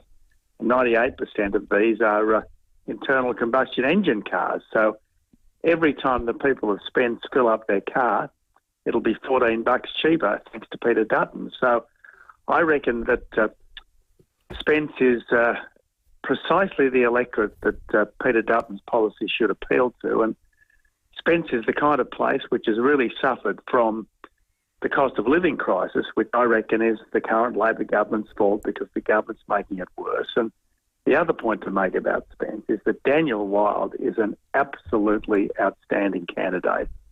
I've worked with him closely for the last few years. He's an incredibly intelligent, hard-working young bloke who is Adelaide born and bred, and I think he'll make an absolutely outstanding local member and be a great contributor in Canberra. Being out in these areas, are you seeing evidence of anything like the sort of shift we saw in the United States, where conservative heartland started to move to traditional working class areas that had historically voted left? Are we going to see anything like that happen in Australia, do you think? Well, I think there are signs of it. I mean, I think for a couple of decades now, poorer people have been voting more right, while richer people have been voting more left, because richer people can afford luxury beliefs on climate, gender, identity politics and so on. I guess going around different parts of Spence yesterday, Elizabeth, Salisbury, Gawler, what strikes me, particularly in shopping centres, is the number of empty shops. And person after person was saying, look, the price of everything's going up. Our mortgage has gone through the roof, our rent's going up, our grocery bills have gone through the roof, obviously power prices. And this is where the current government is just putting Band-Aids on bullet wounds. I mean, it's all very well saying we're going to give you $150 subsidy towards your power price. But what about changing the policy that's putting power prices up in the first place, which is this continual demand that we close down coal and gas-fired power and substitute unreliable wind and solar power, which A, has got to be built and installed, B, has got to be firmed up because the sun doesn't always shine and the wind doesn't always blow, and C, requires a massive extension in transmission lines. So if we weren't doing all these things, you wouldn't have the need for the subsidies. And this is where I think Peter Dutton and the Coalition have got it much more right than Anthony Albanese and the Labor Party. Mr Abbott, I did a few pieces for The Australian after the Voice to Parliament referendum, looking closely at Spence, and I'm sure you're aware that South Australia is the only state where every electorate voted no to the Voice. Spence is also the seat which recorded the highest no vote from memory, just shy of 72%. Do you think that that there will be any lingering effects of that episode in our politics on election day? Well, there should be, because it was a fundamental misjudgment by the Prime Minister. I mean, his concerns are not our concerns. He wanted to divide our country by ancestry, and most of us want to actually unite our country, regardless of people's ancestry. So I think there should be some lingering concerns. My understanding is that in the budget delivered last week, the Albanese government is still putting aside money for treaties and for truth-telling. The Malinowskis government here in South Australia has not abandoned the voice, the local voice that it set up, notwithstanding South Australia's vote. So I think if you want to stress our nation's unity and end all this stuff about diversity and difference, and I think that's the overwhelming instinct of the Australian people, well then you're much better off voting for the Coalition. Speaking of lingering effects, Labor and the unions and some former auto workers hold you up as the man who read the last rights to the car industry. Does that remain a drag on the Liberal vote in the North? Well, look, it shouldn't. I certainly didn't want the car industry to go. I just thought that the car industry couldn't demand ever-increasing subsidies every year. And the problem is that with the partial exception of Toyota, the big multinational car companies in this country consistently fail to integrate their local products into their global operations. And at the same time, people's tastes in cars changed. I mean, Australians didn't just want to buy the relatively large six-cylinder family saloons that we traditionally made. And that was the difficulty. So, look, what we need to do now is not, as it were, cry over spilt milk, but try to ensure that here in this country we've got the policies in place that make us a good place to do business and a good place to make things. That means getting power prices down. It means getting productivity up. It means ending the red tape and the green tape that is strangling development. That's what we really need. Speaking of trade protection, we are expecting tomorrow that US President Donald Trump will slap Australia with a round of tariffs. As the man who once famously said you'd shirt front Vladimir Putin to defend Australia's interests, how would you handle Donald Trump? Well, that's a pretty good question, and I think the important thing with any leader is to try to work out what he or she wants and then try to see what you can do to accommodate that consistent with our own national interests. Now, I think that while it's understandable enough that President Trump would want to put big tariffs on China because China has been ripping off the global trade system, it's been putting in secret subsidies, it's been stealing technology, it's been exploiting free trade but not practicing free trade. Look at the way China put all those boycotts on our products, despite the free trade deal that I negotiated with them. We've got free trade with the United States, and I don't think that should be disturbed. And I'd be saying very strongly to the President that America is a place that is already doing good business with Australia, and let's keep it that way. Just finally, Tony Abbott, you got caught up in the teal debacle yourself. Do you ever think about pulling the boots back on and running again? Look, I guess I'm a bit like the footballer who gets dropped from a team and you're sitting in the stands watching the game and shouting at the players. And sure, sometimes you think you should get back on the pitch, but I just don't think the selectors would ever pick me. I think that's the truth of the matter. But look, just on the subject, of the Teals. I mean, yes, in 2019, the proto Teal got me, and in 2022, the Teal wave crested. But the Teals, I think, were a uniquely 2022 phenomenon because you had a disappointing coalition government, and coalition people could vote Teal as a way of expressing their disappointment with the coalition without actually voting Labor. Now you've got a very, very poor Labor government, I reckon the worst since Whitlam, if not ever. And voting Teal is not a very smart way to respond to a bad Labor government. If you want to punish a bad Labor government, the only way to do it is to vote Liberal or National. Tony Abbott, always a fascinating chat. Thanks for joining us today, and we'll catch up with you again soon. Thank you. Good on you. Good on you. Thank you so much.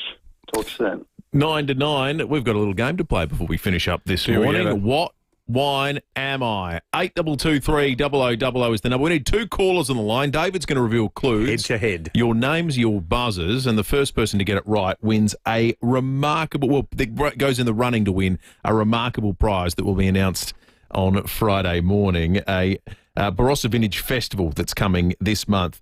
A 2-night stay at the Vine Inn, plus you also get tickets to Pyrathon, the Anzac Day event, cart tour at Lambert Estate, parade party at 1918, tasting ticket for the Wine Village, tickets at the after party, and you finish up with Club Vintage. Now, if that's not a good time, I don't know what is. That is coming up after the break. What wine am I? Stay listening. Let's check traffic first. Visit Jarvis Toyota's new home on Brighton Road in Somerton Park for savings across the Toyota certified pre-owned range. Yeah, guys, a car and a truck have collided in Albert Park, West Lakes Boulevard near Port Road. Also cleaning up after a crash in Salisbury South, Kings Road near Cross Keys Road. Got a breakdown to watch out for too on the North-South Motorway near Globe Derby Drive in Bolivar. And a couple of burst water mains in McGill, Moles Road near Grantley Avenue South, and in Ross Trevor, St Bernard's Road near Ross Road. Tired of high winter energy bills? Save money with a Barbecues Galore quality wood heater. Embrace natural warmth and save this winter at Barbecues Galore. Adelaide's most accurate traffic on 5AA. Ignition for Men. Adelaide's home of impeccable class and style offer a range of suits by leading Italian brands, including the unparalleled quality of Armani, Canali, Zegna, and more. Ignition for Men. What you wear speaks volumes about who you are and where you're going in the world. Make your mark with Ignition for Men. Best fit, best brands. 54 Paynham Road, Stepney. ignitionformen.com.au. Adelaide, get ready for the free open road and outdoor show at Jayco Adelaide West Beach this Saturday and Sunday. See the latest from Jayco, Wayne Phillis, Weber Barbecue Adelaide, Red Arc and Matrix ski boats, plus loads more. With exclusive sales offers, plus kids entertainment, food, market stalls and outdoor tips to get you adventure ready. Don't miss it. This Saturday and Sunday, Jayco Adelaide. With free entry and exclusive deals, your adventure starts here. With so many holiday homes on Booking.com, there are so many Tina Feys I could be. Surfing Tina at a beach villa. Is that a shark? Or channel surfing Tina in an apartment. Ooh, a shark show. Book whoever you want to be. Booking.com, Booking.yeah. Above the vibrancy of Kent Town, across the parklands to the shimmering city skyline, your view stretches endlessly, never to be built out, never to be lost. This is Parkline by Chase Crown, living above and beyond. This incredible address offers the best of the East End just moments away. while the charm of the eastern suburbs surrounds you. Now, it isn't just a home, it's lifestyle redefined, crafted by an award-winning team renowned for impeccable quality, including the acclaimed 8 South Esplanade project. Every detail is considered, every finish refined, delivering a sky home that exceeds all expectations. Parkline by Chase Crown is a statement of living above and beyond. Opportunities like this are rare, so don't miss yours. Discover more at parklinekenttown.com. It's no secret. Donor conception laws have changed in South Australia. A donor conception register is now available online. If you're donor conceived and aged 18 or over, have ever donated sperm, eggs or embryos, even back in the 1970s, or received a donor conception treatment in SA, learn more by visiting sahealth.sa.gov.au/donor conception. A message from the Government of South Australia.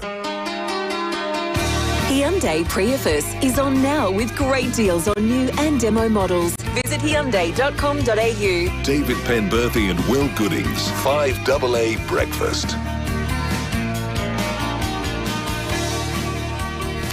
Now, we're going to give away one hell of a good time. This is going to be absolutely terrific. The Barossa Vintage Festival here in April. We've got two tickets to give away to the Vine Inn. Plus, you get to do everything the Barossa Vintage Festival has to offer. All you need to do is play a little game called What Wine Am I? We've got 2 people on the line to participate. Rob in Cumberland Park.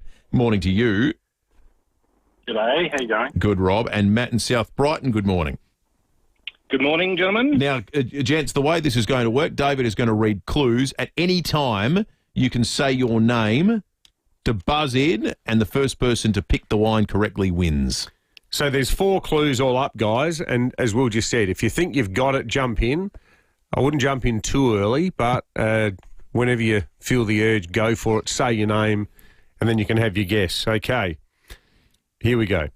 I am white. I am delicious with seafood.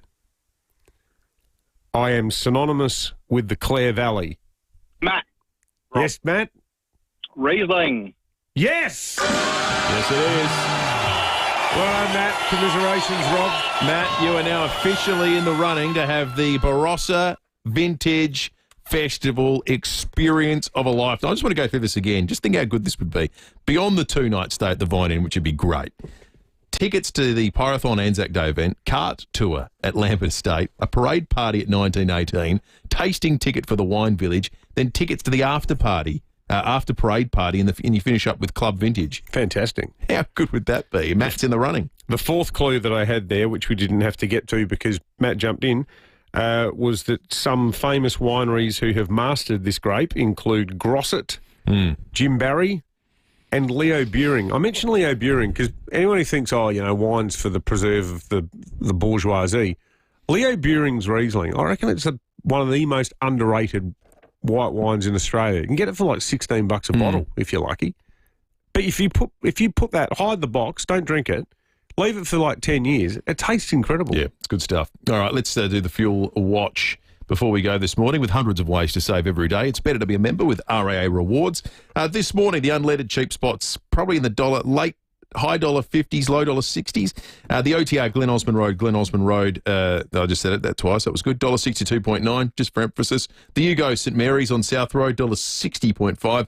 The Mobile on Blair Athol on Prospect Road's the cheapest, $56.9.